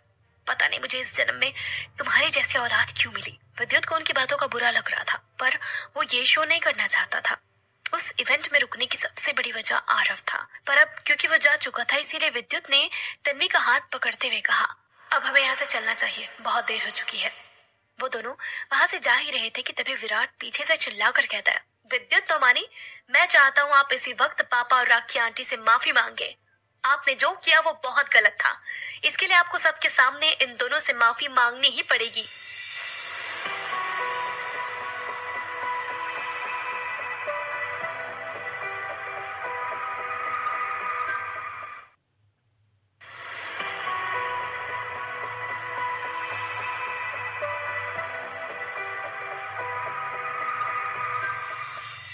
जब विराट ने सबके सामने विद्युत को उसके नाम से बुलाया तो विद्युत को बहुत ज्यादा बुरा लगा। साथ में वो हैरान भी रह गया। उसे सच में नहीं लगा था कि उसका छोटा भाई इतने लोगों सामने उससे इस तरफ से बदतमीजी करेगा। वैसे भी उन दोनों की उम्र में कोई ज्यादा डिफरेंस नहीं है। विराट विद्युत से 3 साल ही छोटा है और वो दोनों एक दूसरे से इतना बात भी नहीं करते हैं, क्योंकि 8 साल पहले जब विद्युत अपने फादर से अलग हुआ था, उस वक्त विराट पढ़ने के लिए बाहर गया हुआ था। पर फिर भी है तो उन दोनों में खून का रिश्ता ही, चाहे कोई माने या ना माने, पर है तो वो दोनों भाई ही। इसीलिए विद्युत को उम्मीद थी कि विराट उसकी साइड लेगा, उसे समझाने की कोशिश करेगा, चाहे वो उससे कितनी भी नफरत क्यों ना करता हो। पर आज जब उसने सबके सामने विद्युत को माफी मांगने के लिए कहा, तो विद्युत के दिल का एक हिस्सा कहीं टूट सा गया। विद्युत को ये चीज बर्दाश्त थी कि उसके फादर सबके सामने उसकी बेइज्जती करते हैं, वो ऐसा कर सकते हैं क्योंकि वो उसके फादर हैं। पर विराट ये सब क्यों कर रहा था? क्या वो सच में नहीं जानता है कि विद्युत उससे कितना प्यार करता है? शायद विराट अभी भी अपने भाई को अच्छी तरीके से नहीं समझ पाया है। वो हर किसी की नजर में अभी भी एक छोटा बच्चा ही है, जिसमें मैच्योरिटी नहीं आई है। विद्युत को कुछ भी समझ नहीं आ रहा था कि उसे इन सब बातों पर किस तरह से रिएक्ट करना चाहिए। वो एक बार के लिए ब्लैंक हो गया। इतना कुछ चल ही रहा था कि तभी अशोक आगे आए और उन्होंने विद्युत की तरफ इशारा करके विराट को काफी गुस्से में कहा, विराट, तुम्हारे इस बदतमीज भाई को इसी वक्त सबक सिखाओ। इसकी तमीज घास चढ़ने चली गई है। जरा देखो, उसने मुझ पर हाथ उठाया। हिम्मत कैसे हुई उसकी इतना बड़ा कदम उठाने की? विराट स्पीचलेस हो गया था। उसे समझ नहीं आया कि इस टाइम विद्युत को क्या कहना चाहिए और अपने फादर को क्या कहना चाहिए। वो अभी भी पूरी सिचुएशन को समझने की कोशिश कर रहा था। इतने में ही राखी ने खड़े होकर कहा, अशोक, ये आप क्या कर रहे हैं? आप जानते हैं कि अभी आपके दोनों बेटे जवान हैं, साथ में इनका खून भी गर्म है। ये लोग इस तरह से रिएक्ट कर सकते हैं, अब इनके जवानी के दिन है। आप इस लेवल पर क्यों गिर रहे हैं? आपको समझना चाहिए कि इस एज में गुस्सा आना कितनी आम बात है। राखी उस वक्त बहुत बेचारी बनने की कोशिश कर रही थी। साथ में उसने विद्युत को टॉन्ट मारते हुए गुस्से में कहा था। तन्वी भी इस पूरी सिचुएशन में बहुत ज्यादा अनकंफर्टेबल हो गई थी। उसे विद्युत को संभालना था और विराट को भी चुप कराना था, क्योंकि वो दिमाग से पैदल है। उसे कुछ भी ठीक तरीके से समझ नहीं आता। वो बस सुनी सुनाई बातों पर विश्वास कर लेता है। तन्वी को समझ आ गया था कि उसे किसी भी हाल में इन सबको संभालना पड़ेगा, क्योंकि अगर उसने राखी से पब्लिकली लड़ाई की तो उसकी इमेज पर बहुत बुरा असर पड़ेगा। कई विमेन एक्टिविटीज विद्युत के अगेंस्ट खड़ी हो सकती हैं, जो तन्वी बिल्कुल नहीं चाहती थी। पर वो विद्युत को अपना आपा नहीं खोने दे सकती थी, क्योंकि राखी उसे प्रोवोक कर रही थी ताकि वो उससे अकेले लड़े। तन्वी ने विद्युत का हाथ कस के पकड़ लिया और फिर आगे जाकर कहा, I am sorry rakhi aunty, विद्युत की वजह से आपको चोट लगी, पर मुझे नहीं लगता कि आप इस उम्र में इतनी बूढ़ी हो गई हैं कि जरा सा धक्का लगने पर आप नीचे गिर जाएं या फिर आपको इतनी सी चीज पर चोट लग जाए। मैंने कभी भी इतनी डेलिकेट लेडी नहीं देखी। आपने अभी भी कहा कि हम लोग जवान हैं, हमारे अंदर गुस्सा है और हमें बड़ों से बात करने की तमीज नहीं है, पर मुझे ऐसा लगता है कि बच्चे बड़ों से ही सीखते हैं। तो शायद आप लोगों ने ही ऐसा कुछ किया होगा कि ये दोनों भाई इस वक्त इस तरह से रिएक्ट कर रहे हैं। राखी को ये सुनकर काफी गुस्सा आ जाता है। तभी उसने कहा, ये क्या बकवास कर रहे हो तुम? हम भला क्यों ये करेंगे? ये टाइम ही ऐसा है कि तुम जैसे बच्चे बदतमीज हो जाते हैं। इसमें हमारी क्या गलती है? तन्वी ने उन्हें पूरी तरह से इग्नोर कर दिया और विराट की तरफ मुड़ते हुए कहा, विराट, तुम अपने भाई के साथ इस तरह से बात कैसे कर सकते हो? तुम्हें पता भी है कि थोड़ी देर पहले यहाँ पर क्या तमाशा हुआ था? तुम्हें जरा सा भी आइडिया है कि ये लोग किस बात पर झगड़ा कर रहे थे? क्यों विद्युत के पापा ने इसको इस तरह से पकड़ा हुआ था? क्या तुम अपने भाई को जरा सा भी नहीं जानते? या तुम्हें सच में नहीं पता कि विद्युत कभी भी अपने बड़ों पर हाथ नहीं उठाता तब तक जब तक कि कोई अपनी बाउंड्री क्रॉस नहीं करता है? तो तुम सोच सकते हो कि किसने यहाँ पर अपनी बाउंड्री क्रॉस की होगी, जिस वजह से विद्युत को गुस्सा आया और उसने ये सब कुछ किया। विराट तन्वी की बात सुनने के बाद अपने फादर को देखने लगता है। तभी उन्होंने हड़बड़ाते हुए कहा, तुम मुझे ऐसे क्यों देख रहे हो? ऐसा कुछ नहीं हुआ है जैसा तुम सोच रहे हो। और तन्वी, मैंने अभी थोड़ी देर पहले जो कुछ भी कहा था, क्या उसमें कुछ भी गलत था? क्या मैंने इस लड़के पर कोई भी झूठा इल्जाम लगाया? मेरी कही एक एक बात सच है, तो तुम मेरे बेटे विराट को भड़काओ मत। तन्वी को समझ में आ रहा था कि अशोक विराट का ब्रेन वॉश करने में लगे हैं, पर इससे पहले कि वो कामयाब होते, उसने तुरंत कहा, डैड, आपने अभी थोड़ी देर पहले जो कुछ भी कहा उसमें कुछ गलत नहीं था, सिवाय एक बात को छोड़कर। आप विद्युत को कुछ भी कह सकते हैं, वो आपका बेटा है, ये बात हम एक्सेप्ट करते हैं। इसीलिए विद्युत ने आपको कभी भी पलटकर जवाब नहीं दिया, पर आज आपने मॉम के बारे में बहुत घटिया बात कही है। कोई भी बेटा अपनी माँ के बारे में ऐसी चीजें नहीं सुन सकता। इसीलिए विद्युत से गुस्सा कंट्रोल नहीं हुआ और उसने बस कॉलर से आपको पकड़ लिया। पर गलती आपकी है, आपको मॉम के बारे में ये सब कुछ नहीं कहना चाहिए था। ये सरासर गलत है। जस्ट बिकॉज वे आपके साथ नहीं रहती इसका मतलब ये नहीं है कि उन्हें अपनी जिंदगी जीने का कोई हक नहीं है। वो अपने दोस्त नहीं बना सकती। तो गलत की शुरुआत किसी ने की है तो वो आपने की है, विद्युत ने नहीं। तन्वी ने इसके बाद विराट की तरफ देखते हुए कहा, और तुम? देखो, मैं अच्छे से जानती हूँ कि तुम्हें मॉम बिल्कुल पसंद नहीं है। तुम दोनों के बीच में एक नफरत की दीवार खड़ी हो रखी है। पर चाहे जो भी हो जाए, वो रहेंगी तो तुम्हारी माँ ही। उन्होंने तुम्हें जन्म दिया है, 9 महीने पेट में रखा है और तुम्हें बड़ा भी किया है। चाहे तुम दोनों के बीच में डिसएग्रीमेंट क्यों ना हो, पर तुम अपनी माँ के बारे में पब्लिकली कुछ भी गलत नहीं कह सकते हो। तुम्हें यह हक किसी ने नहीं दिया है कि तुम या तुम्हारे फादर उनकी सबके सामने इंसल्ट करे, वो भी तब जब इन्होंने खुद अपने रिश्ते को खत्म किया है। विराट को कुछ भी समझ नहीं आया कि तन्वी ये सब क्या कहे जा रही है। उसे तो कुछ भी आइडिया नहीं था कि उसकी मॉम के बारे में यहाँ पर क्या बात हुई है। वो बहुत ज्यादा कंफ्यूज हो गया था। तभी उसने अशोक की तरफ मुड़ते हुए कहा, डैड ये सब क्या हो रहा है? तन्वी क्या कह रही है कि आपने क्या किया? अशोक थोड़ा सा हड़बड़ा जाता है क्योंकि उन्हें पता था कि तन्वी ठीक कह रही है, पर वो अपने बेटे की नजरों में गिरना नहीं चाहते थे। तभी उन्होंने कहा, कुछ नहीं, ये लड़की बकवास कर रही है। तुम इसकी बातों पर विश्वास मत करो। तुम्हें सिर्फ मेरी बात पर विश्वास करना चाहिए। जाने दो, इसकी बात मत सुनो। तन्वी ने बीच में कहा, मैं कोई बकवास नहीं कर रही हूँ, मैं सच्चाई बता रही हूँ जो शायद आपको अपने बेटे को बतानी चाहिए, ताकि दोनों भाइयों के बीच में कोई भी मिसअंडरस्टैंडिंग ना रहे। विराट, मुझे नहीं लगता कि डैड तुम्हें कोई भी चीज क्लियर करने वाले हैं, तो मैं तुम्हें बताती हूँ। सूरज विद्युत की मदद करने की कोशिश कर रहे थे, पर ये बात डैड को रास नहीं आई और उन्होंने पता है क्या कहा? चुप हो जाओ, बिल्कुल चुप हो जाओ, बहुत हो गया, अब तुम कुछ नहीं बोलोगी। अशोक ने काफी तेजी से चिल्लाते हुए कहा ताकि तन्वी अपना मुंह ना खोले। फिर उन्होंने विराट की तरफ मुड़ते हुए कहा, विराट, ऐसी कोई बात नहीं है जैसा तुम सोच रहे हो और ये कह रही है। मैंने बस इतना ही कहा था कि शायद सूरज के फादर का और तुम्हारी माँ का अफेयर चल रहा है, क्योंकि इस वक्त वो उनकी काफी मदद कर रहे हैं। ऐसे ही कोई किसी की मदद नहीं करता है। बस मैंने इतना ही कहा। क्या अब तुम्हें विश्वास हो गया? देखो, सूरज के फादर ने इनकी बिना किसी बेनिफिट की मदद की। आज के टाइम पर ऐसा कौन करता है? तो इसका मतलब तो यही हुआ ना कि सुप्रिया को और उनका कोई अलग से रिलेशन बन चुका है। बस ये दोनों वो रिलेशन दुनिया के सामने नहीं लाना चाहते।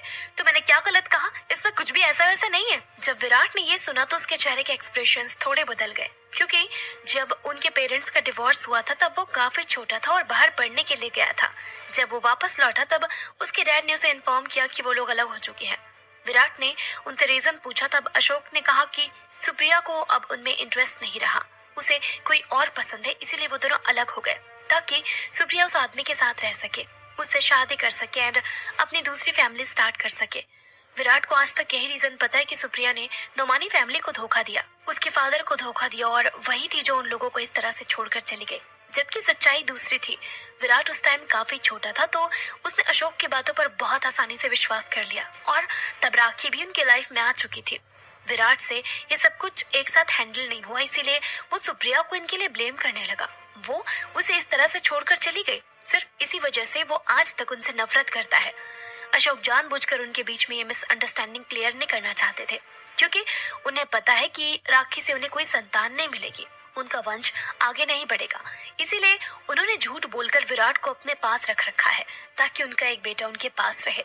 अगर किसी दिन विराट को सच्चाई पता चल गई तो वो उन्हें छोड़कर चला जाएगा, जो अशोक नहीं चाहते थे। विराट को धीरे धीरे करके पुरानी बातें याद आने लगती है। उसे सुप्रिया पर गुस्सा आने लगता है। फिर उसने तन्वी और विद्युत की तरफ मुड़ते हुए कहा, मुझे नहीं लगता कि डैड ने कुछ गलत कहा है। अब मैं चाहता हूँ कि भाई आप इसी वक्त इन दोनों से माफी मांगे।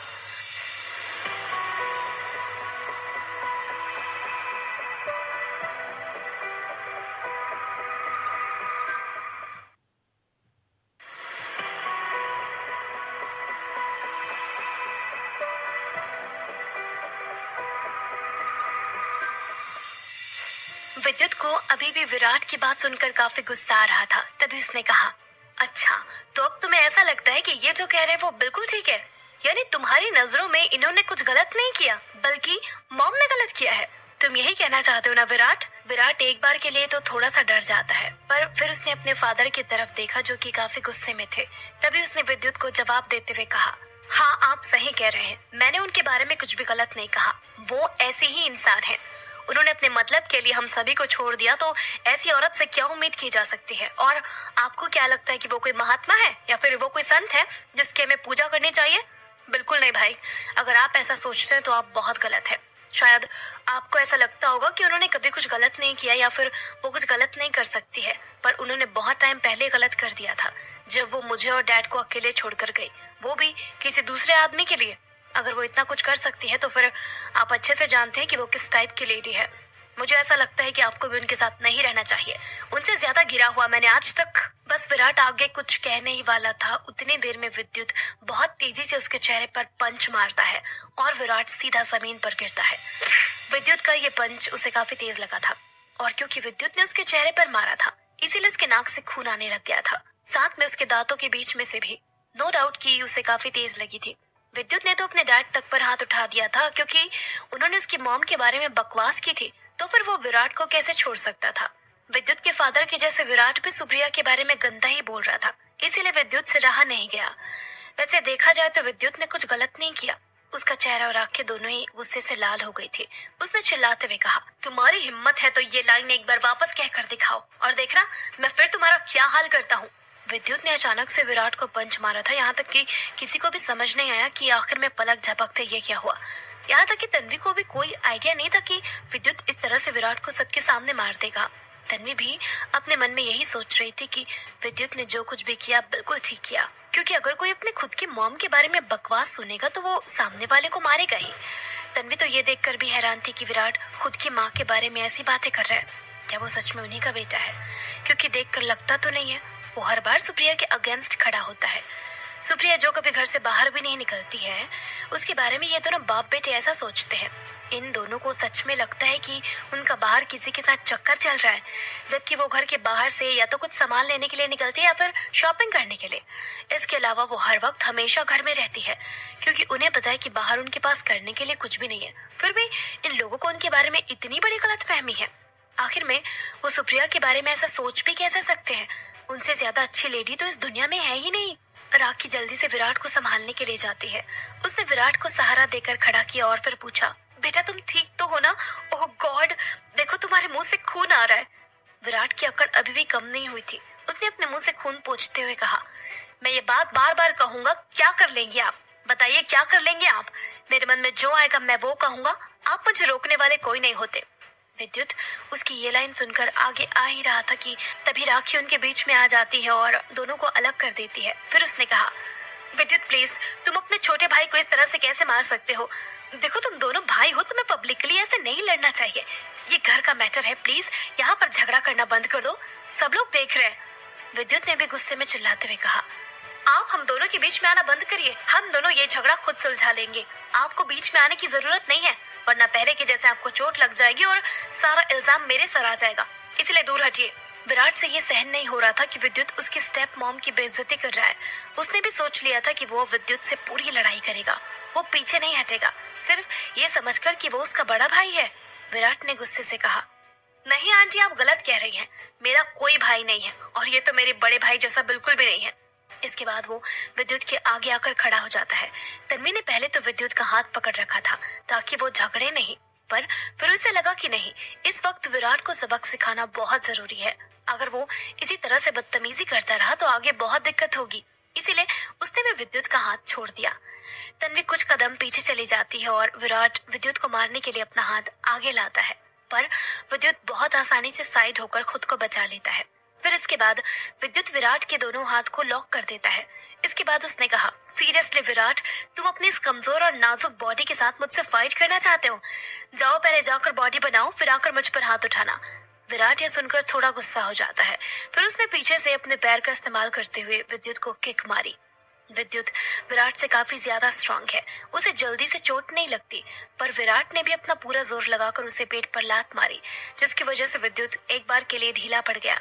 विद्युत को ये देखकर गुस्सा आता है और वो वापस से विराट को कॉलर से पकड़ के अपना हाथ हवा में उठा लेता है ताकि उसे फिर से पंच मार सके। पर ठीक इसी वक्त एक लेडी के चिल्लाने की आवाज आती है। उन्होंने काफी तेज चिल्लाते हुए कहा, बस करो तुम दोनों। विद्युत का हाथ ऑलमोस्ट विराट के चेहरे के पास पहुंच गया था, पर जैसे ही उसने उनकी आवाज सुनी तो वो अपना हाथ रोक लेता है और दरवाजे की तरफ देखता है। पर विराट को इस वक्त विद्युत को मारने की अपॉर्चुनिटी मिल गई, इसीलिए उसने विद्युत के चेहरे पर पंच मार दिया। विद्युत ने गुस्से में कहा, Virat stop it right now. साफ पता लग रहा था कि विद्युत ने काफी गुस्से में कहा है। वो विराट को रुकने की कमांड दे रहा है और तभी सुप्रिया भी उन दोनों की तरफ भागते हुए आती है। हाँ, अभी कुछ देर पहले जिस लेडी ने उन दोनों को रोका था वो और कोई नहीं बल्कि सुप्रिया ही थी। इसका मतलब नुमानी फैमिली का हर एक मेंबर वहां पर मौजूद था। सुप्रिया यहाँ पर कैसे आ गई, ये आप लोग सोच रहे होंगे। तो चलिए हम बताते हैं कि जब विद्युत घर के इस इवेंट में आने के लिए निकला था, उसके कुछ 2 घंटे बाद ही सुप्रिया की एक पुरानी दोस्त का उनके पास फोन आता है। सुप्रिया के फ्रेंड ने कहा, देखो मैंने सुना है कि तुम्हारे बेटे को फंड्स की जरूरत है और इन्वेस्टमेंट्स की भी। मैं जानती हूँ कि वो अपना इंतजाम कर लेगा, पर मुझे लगता है कि तुम्हें भी उसकी मदद करनी चाहिए। इसीलिए आज रात को होने वाले बिजनेस इवेंट में आ जाओ। वहाँ पर तुम्हें काफी पुराने दोस्त मिलेंगे जो इस वक्त काफी सक्सेसफुल हैं। अगर तुम उनसे मदद मांगोगी तो वो तुम्हें मना नहीं करेंगे। सुप्रिया की ये फ्रेंड बहुत खास थी क्योंकि ये बहुत टाइम से दोस्त है। इसके अलावा सुप्रिया ने भी उनकी बातों पर विश्वास कर लिया था क्योंकि उन्हें तो यही पता था कि विद्युत को पैसों की जरूरत है। इसीलिए वो इवेंट में आ गई थी ताकि अपना लक ट्राई कर सके और अपने बेटे की मदद भी कर सके। वैसे भी लाइफ में उन्हें ज्यादा कुछ करने का मौका नहीं मिला था, इसीलिए उन्होंने सोचा कि अगर वो ये सब कुछ करेगी तो उनके बेटे की मदद हो जाएगी। पर यहाँ आकर वो क्या देखती है कि उनके दोनों बेटे जानवरों के जैसे सबके सामने लड़ रहे हैं। ये देखकर तो उनका दिल ही टूट गया था। उन्होंने बिल्कुल उम्मीद नहीं की थी कि इतने बड़े इवेंट में वो अपने दोनों बेटों को इस तरह से झगड़ा करते हुए देखेगी।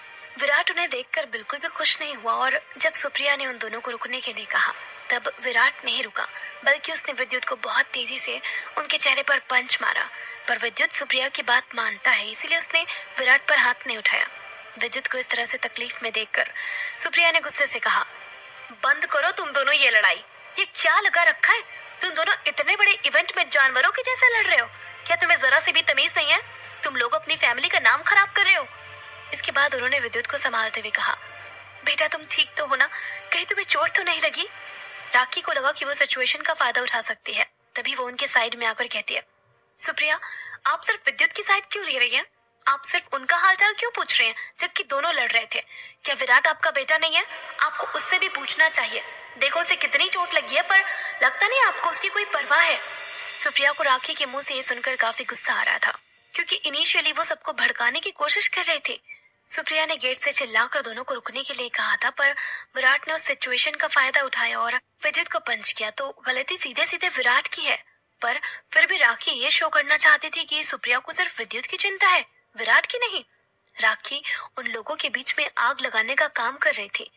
विद्युत ने एक बार तो सोचा कि उसका मुंह बंद कर देना चाहिए, उन्हें अच्छा खासा जवाब देना चाहिए, पर फिर उन्हें लगा कि नहीं, अगर वो ऐसा करेगा तो सुप्रिया को अच्छा नहीं लगेगा। इसीलिए वो चुपचाप खड़ा रहा। फिर सुप्रिया विराट की तरफ मुड़ती है और उसके चेहरे पर हाथ रखते हुए बहुत प्यार से पूछती है, विराट तुम ठीक तो हो ना? देखो तुम्हारे चेहरे से खून निकल रहा है, इस पर दवाई लगा लो। विराट को बिल्कुल पसंद नहीं आ रहा था कि उसकी खुद की मॉम उसे प्यार दे रही है, उसकी हालचाल पूछ रही है। तभी उसने उनका हाथ खुद से दूर करते हुए कहा, मैं ठीक हूँ या नहीं इससे आपको कोई लेना देना नहीं होना चाहिए और प्लीज मुझसे दूर रहिए। मुझे आपके पास खड़े रहने में भी शर्म आती है। सुप्रिया को यह सुनकर काफी बुरा लगता है। ऐसा लग रहा था कि विराट के हर एक शब्द उसके दिल को चीर रहे हैं। वो वैसे भी शुरुआत से सुप्रिया से इसी तरह से बात करते हुए आया है। इतनी देर में राखी ने कहा, विराट तुम अपनी मॉम से ऐसे कैसे बात कर सकते हो? बेटा थोड़ी तमीज रखो। विराट ने भी गुस्से में कहा, मॉम? मेरी कोई मॉम नहीं है, मैं तो किसी से भी कैसे भी बात कर सकता हूँ। जैसे ही सुप्रिया ने ये शब्द सुने उनके पैर लड़खड़ा गए। वो पीछे की तरफ गिरने वाली थी कि तभी तन्वी उन्हें संभाल लेती है। सच में आज विराट ने अपनी हद पार कर दी थी। वो हर वक्त सिर्फ सुप्रिया को दुख पहुंचाने में लगा रहता है।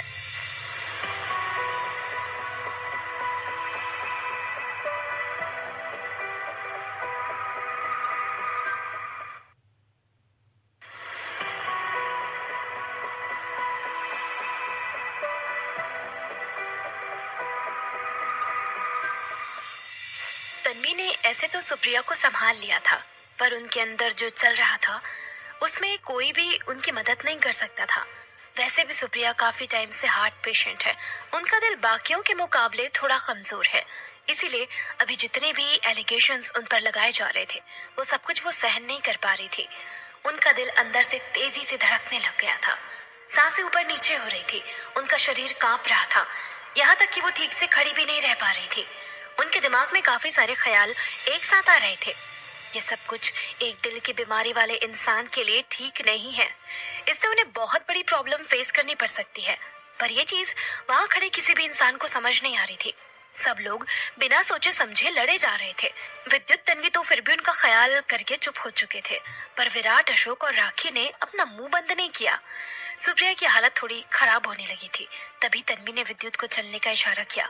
विद्युत खुद भी देख सकता था कि बात बिगड़ रही है और सुप्रिया को यहाँ से ले जाना ही ठीक रहेगा, वरना कुछ भी हो सकता है। तभी उसने सुप्रिया को कंधे से पकड़कर कहा, चलिए मॉम, हम लोग यहाँ से चलते हैं। इन लोगों के मुंह लगने का कोई फायदा नहीं। मैं नहीं चाहता कि इनकी वजह से आपकी तबीयत खराब हो जाए। सुप्रिया ने कहा, ठीक है चलो। वो तीनों वहां से चुपचाप जा ही रहे थे कि तभी अशोक उनके आगे आकर खड़े हो जाते हैं। जहाँ पर अशोक की एक्स वाइफ मौजूद हो और वो उनके साथ तमाशा क्रिएट ना करे, ऐसा तो हो ही नहीं सकता। इसीलिए वो सुप्रिया को वहां से नहीं जाने दे सकते थे। ये तो उनकी फितरत में नहीं था। उन्हें तो सुप्रिया की बेइज्जती करने के बाद ही राहत की सांस मिलती है। उन्होंने उन लोगों को रोकते हुए सुप्रिया से कहा, तुम यहाँ से कहीं नहीं जा सकती हो। तुम्हें हमारे सवालों के जवाब देने ही पड़ेंगे, क्योंकि तुम्हारी वजह से ही हम लोगों के बीच में झगड़ा हुआ है। तो ये मैटर तो क्लियर करना ही पड़ेगा। मैं भी तो देखूं कि मैं क्या सही हूँ या नहीं। सुप्रिया ने कहा, आप पागल तो नहीं हो गए? कौन सा मैटर क्लियर करना है? मैं कुछ नहीं जानती हूँ। मुझे तो ये भी नहीं पता कि आप लोग झगड़ा किस बात पर कर रहे हैं। सो प्लीज मुझे अकेला छोड़ दीजिए। मुझे आपके साथ कोई बहस नहीं करनी है और ना ही कोई भी चीज क्लियर करनी है। मैं इस वक्त इस हालत में नहीं हूँ। अशोक ने भी गुस्से में कहा, तुम हालत में हो या ना हो, इससे मुझे कोई फर्क नहीं पड़ता। तुम्हें मैं तब तक यहाँ से जाने नहीं दूंगा जब तक कि मुझे मेरे सवालों के जवाब नहीं मिल जाते हैं। सच सच बताओ सुप्रिया, तुम यहाँ क्या करने आई थी? तुम्हें तो इन बिजनेस इवेंट्स की कोई समझ ही नहीं है ना। तुम पहले कभी गई हो तो फिर तुम यहाँ पर क्या कर रही हो? क्या तुम यहाँ पर सूरज के फादर से मिलने आई हो, वही जिनके साथ तुम्हारा बहुत टाइम से अफेयर चल रहा है? मैंने तो यहाँ तक सुना है कि तुम दोनों स्कूल टाइम लवर्स हो। जब सुप्रिया ने ये सुना तो उनकी आंखें खुली की खुली रह गई और मुंह भी। वो पूरी तरह से शॉक में थी कि ये अशोक क्या कहे जा रहे हैं। उन्होंने जो भी अब तक कहा उसमें से एक भी बात सच नहीं है। वैसे तो सुप्रिया की इस वक्त उनसे लड़ने की हालत नहीं थी, पर फिर भी उन्होंने अपनी साइड को क्लियर करना सही समझा, क्योंकि अगर उन्होंने ऐसा नहीं किया तो आगे चलकर लोग उनके बारे में गलत सोच सकते हैं। तभी सुप्रिया ने कहा, सीरियसली अशोक, आप मेरे बारे में ये सोचते हैं? क्या आपने सबको अपने जैसा समझा है? मुझे तो विश्वास ही नहीं हो रहा कि आप इतने घटिया लेवल का सोच भी कैसे सकते हैं। मेरे और सूरज के फादर के बीच में कोई रिलेशनशिप नहीं है। हम लोग सिर्फ दोस्त हैं जो शायद सालों में एक बार मिलते हैं। अशोक ने कहा, अच्छा, तो तुम्हारा और इसके फादर का कोई चक्कर नहीं चल रहा? तो फिर तुम यहाँ क्या कर रहे हो? तुम यहाँ पर क्यों आई? आप प्लीज ये मत कहना कि तुम यहाँ पर विद्युत के लिए इन्वेस्टर्स ढूंढने आई थी। सुप्रिया उन्हें जवाब देने ही वाली थी, पर पता नहीं क्यों वो घबरा जाती है। उनके मुंह से शब्द ही नहीं निकल रहे थे और इसी बात का फायदा उठाकर अशोक ने एक बार फिर से उन पर एलिगेशन लगाते हुए कहा, तुम कितनी घटिया औरत हो। मैंने कभी नहीं सोचा था कि तुम मुझसे डिवोर्स लेने के बाद ये सारी रंगरेलियां मनाओगी। वैसे भी सूरज के फादर की वाइफ अभी जिंदा है और उनके साथ रहती है, पर फिर भी तुम उनकी मिस्ट्रेस बनना चाहती हो। तुम उनके साथ ऐसे रहना चाहती हो इस रिलेशन में, वो भी जब तुम्हारी उम्र 50 साल की हो चुकी है। सच में तुमसे ज्यादा गिरी हुई औरत मैंने आज तक नहीं देखी। सुप्रिया अशोक के ये घटिया इल्जाम सुनकर तो और भी ज्यादा कांपने लग जाती है। यहाँ तक कि उनके मुंह से एक शब्द भी नहीं निकल रहे थे। ऐसा लग रहा था कि वो जो बोलना चाहती है वो उनके गले में आकर अटक गया और जबान पर नहीं आ रहा। उन्हें सबके सामने जलील किया जा रहा था, पर वो कुछ बोल नहीं पा रही थी और तन्वी उन्हें इस तरह से नहीं देख सकती थी। तभी उसने आकर कहा, डैड प्लीज आप हमारे रास्ते से हटिए। मुझे नहीं लगता कि ये मैटर यहाँ पर डिस्कस करने का है। हम लोग घर जा रहे हैं। अगर आपको हमसे कोई भी सवाल करना है तो प्लीज घर आकर करिए। उन्हें इस तरह से यहाँ पर जलील करने की जरूरत नहीं है। अशोक ने तन्वी पर चिल्लाते हुए कहा, तुम मुझे ऑर्डर देने वाली कोई नहीं होती हो। मैं तुम्हारी बात क्यों मानूं? तुम आखिर में हो कौन? और हाँ, मैं ये सारी चीजें प्राइवेटली क्यों क्लियर करूं? क्या इसने सच में ऐसा कुछ किया है जो पब्लिक के सामने कन्फेस नहीं ये कर सकती? क्या सबके सामने ये बता नहीं सकती है? मुझे नहीं लगता कि मैं कुछ गलत कर रहा हूँ। यहाँ मौजूद सभी लोग हमें बहुत अच्छे से जानते हैं, तो मुझे नहीं लगता कि सुप्रिया को यहाँ पर अपनी बात क्लियर करने में कोई भी प्रॉब्लम होगी। फिर उन्होंने सुप्रिया की तरफ मुड़ते हुए कहा, मैं तुम्हारे सीक्रेट अफेयर के बारे में बहुत टाइम पहले से जानता था। मुझे तो तभी शक हो गया था जब तुम दोनों कैफे में चुपके चुपके मिला करते थे। मैं उसी टाइम से श्योर हो गया था कि तुम दोनों के बीच में कुछ ना कुछ तो चल रहा है, पर मैंने कभी कुछ नहीं कहा क्योंकि मुझे लगा था कि तुम सामने से आकर ये सब कुछ कन्फेस करोगी। पर कन्फेस करने की बजाय तुमने मुझे डिवोर्स देने का डिसाइड किया। तुम उस आदमी के लिए मुझे और मेरे बेटे को छोड़कर चली गई, वो भी तब जब मेरी हालत इतनी खराब थी। मुझे तो विश्वास ही नहीं होता कि तुम इतना गिर सकती हो। और अब तो तुम अपनी लाइफ बहुत मस्ती से जी रही होगी। अब तो तुम्हें कोई टेंशन ही नहीं होगी। तुम किसी से भी मिल सकती हो, कुछ भी कर सकती हो। ना तुम्हें फैमिली की परवाह है और ना ही उसकी इज्जत की। बिच। अशोक सुप्रिया को बहुत कुछ सुना चुके थे, पर फिर भी उनका बोलना खत्म नहीं हो रहा था। उन्होंने सुप्रिया पर दूसरे एलिगेशंस लगाते हुए कहा, तुम मुझे छोड़कर चली गई वो तो मैं समझ सकता हूँ, पर तुम्हें एक बार भी विराट की चिंता नहीं हुई? क्या तुम्हें एक बार भी नहीं लगा कि वो तुम्हारे बिना कैसे रहेगा? क्या तुम सच में उसकी माँ भी हो? तुम कैसे अपने बच्चे को अकेले छोड़कर जा सकती हो? तुम्हें एक बार भी ये ख्याल नहीं आया कि जब ये बड़ा होगा तो इसे तुमसे कितनी नफरत होने लग जाएगी? शायद तुम्हें माँ बनना ही नहीं आता है, इसीलिए तो एक बेटा तुमसे नफरत करता है और दूसरा इतना बदतमीज है कि उसका होना या ना होना एक बराबर है। अब तो अशोक लिमिट क्रॉस कर रहा था। सुप्रिया ये सब कुछ नहीं झेल पा रही थी। जैसे जैसे वो बोल रहे थे वैसे वैसे सुप्रिया का चेहरा पीला पड़ता जा रहा था। वो खुद भी महसूस कर सकती थी कि उसके चेस्ट पर भारीपन महसूस हो रहा है। उनकी बॉडी कांप रही है। उन्हें सब कुछ धुंधला दिख रहा है। अशोक जो भी कह रहे थे उनकी आवाज भी फेड होती जा रही थी। वो अशोक को जवाब देना चाहती थी, पर उनके मुंह से कुछ भी नहीं निकल रहा था। शब्द उनके मुंह से बाहर नहीं आ रहे थे, पर फिर भी वो विराट की तरफ इशारा करके खड़ी थी। उन्होंने एक हाथ अपने चेस्ट पर रखा हुआ था। उनकी ब्रीदिंग भी एबनॉर्मल हो चुकी थी। उन्हें सबसे ज्यादा बुरा इसी बात का लग रहा था कि विराट उन्हें आज भी गलत समझता है, साथ में उनके साथ इस तरह से बदतमीजी कर रहा है। वो बिल्कुल अशोक बन चुका है जो वो नहीं चाहती थी। उन्होंने बहुत हिम्मत करके हाँफते हुए कहा, आप बकवास कर रहे हैं, आप उसे भड़का। इससे पहले कि वो अपनी लाइन कंप्लीट करती वो चक्कर खाकर गिर जाती है। जब विद्युत ने देखा कि उसकी मॉम इस तरह से बेहोश हो गई है तब उसने चिल्लाकर कहा, मॉम क्या हो गया आपको? विद्युत तन्वी दोनों ही सुप्रिया को उठाने की कोशिश में लग जाते हैं, पर वो नहीं उठ रही थी। साथ में वो बहुत ज्यादा अनकॉन्शियस हो गई थी। तब विद्युत उन्हें उठा लेता है और जब वो दरवाजे से बाहर जा रहा होता है तब उसने अशोक को धमकी देते हुए कहा, अगर आज मेरी माँ को आपकी वजह से कुछ भी हुआ तो मैं आप में से किसी को कभी माफ नहीं करूंगा। इतना कहने के बाद विद्युत जल्दी से उन्हें हॉस्पिटल लेकर भागता है। हॉस्पिटल में नर्स और डॉक्टर्स उन्हें चेकअप रूम में ले जाते हैं ताकि पता लगा सके कि आखिर में वो चक्कर खाकर क्यों गिरी। तन्वी विद्युत दोनों ही बाहर डॉक्टर के आने का इंतजार कर रहे थे। साथ में वो काफी इम्पेशंस भी लग रहे थे। वो जानना चाहते थे कि सुप्रिया को क्या हुआ है, कहीं कुछ सीरियस तो नहीं है ना। पिछली बार जब डॉक्टर घर में आए थे तब उन्होंने विद्युत को यही कहा था कि सुप्रिया सिर्फ टेंशन की वजह से चक्कर खाकर गिरी है। उस टाइम टेंशन लेने की बात ही नहीं थी, पर उन्होंने वार्निंग दी थी, आगे से ये नहीं होना चाहिए। ये सब कुछ उनके लिए सही नहीं है, तो इस बार क्या हो सकता है। 20 मिनट के बाद डॉक्टर और नर्स दोनों ही कमरे के बाहर आते हैं। डॉक्टर ने विद्युत से कोई बात नहीं की, पर उन्होंने नर्स को कहा, पेशेंट की फैमिली से क्रिटिकल स्टेट फॉर्म फिल करवा लो। जैसे ही तन्वी और विद्युत ने ये सुना तो उनके पैरों के नीचे से जमीन खिसक ही गई। अगर डॉक्टर उन्हें क्रिटिकल स्टेट फॉर्म भरवाने के लिए कह रहे हैं, इसका मतलब सुप्रिया खतरे में है। शायद उनके साथ पिछली बार से भी कुछ ज्यादा ही बुरा हुआ है।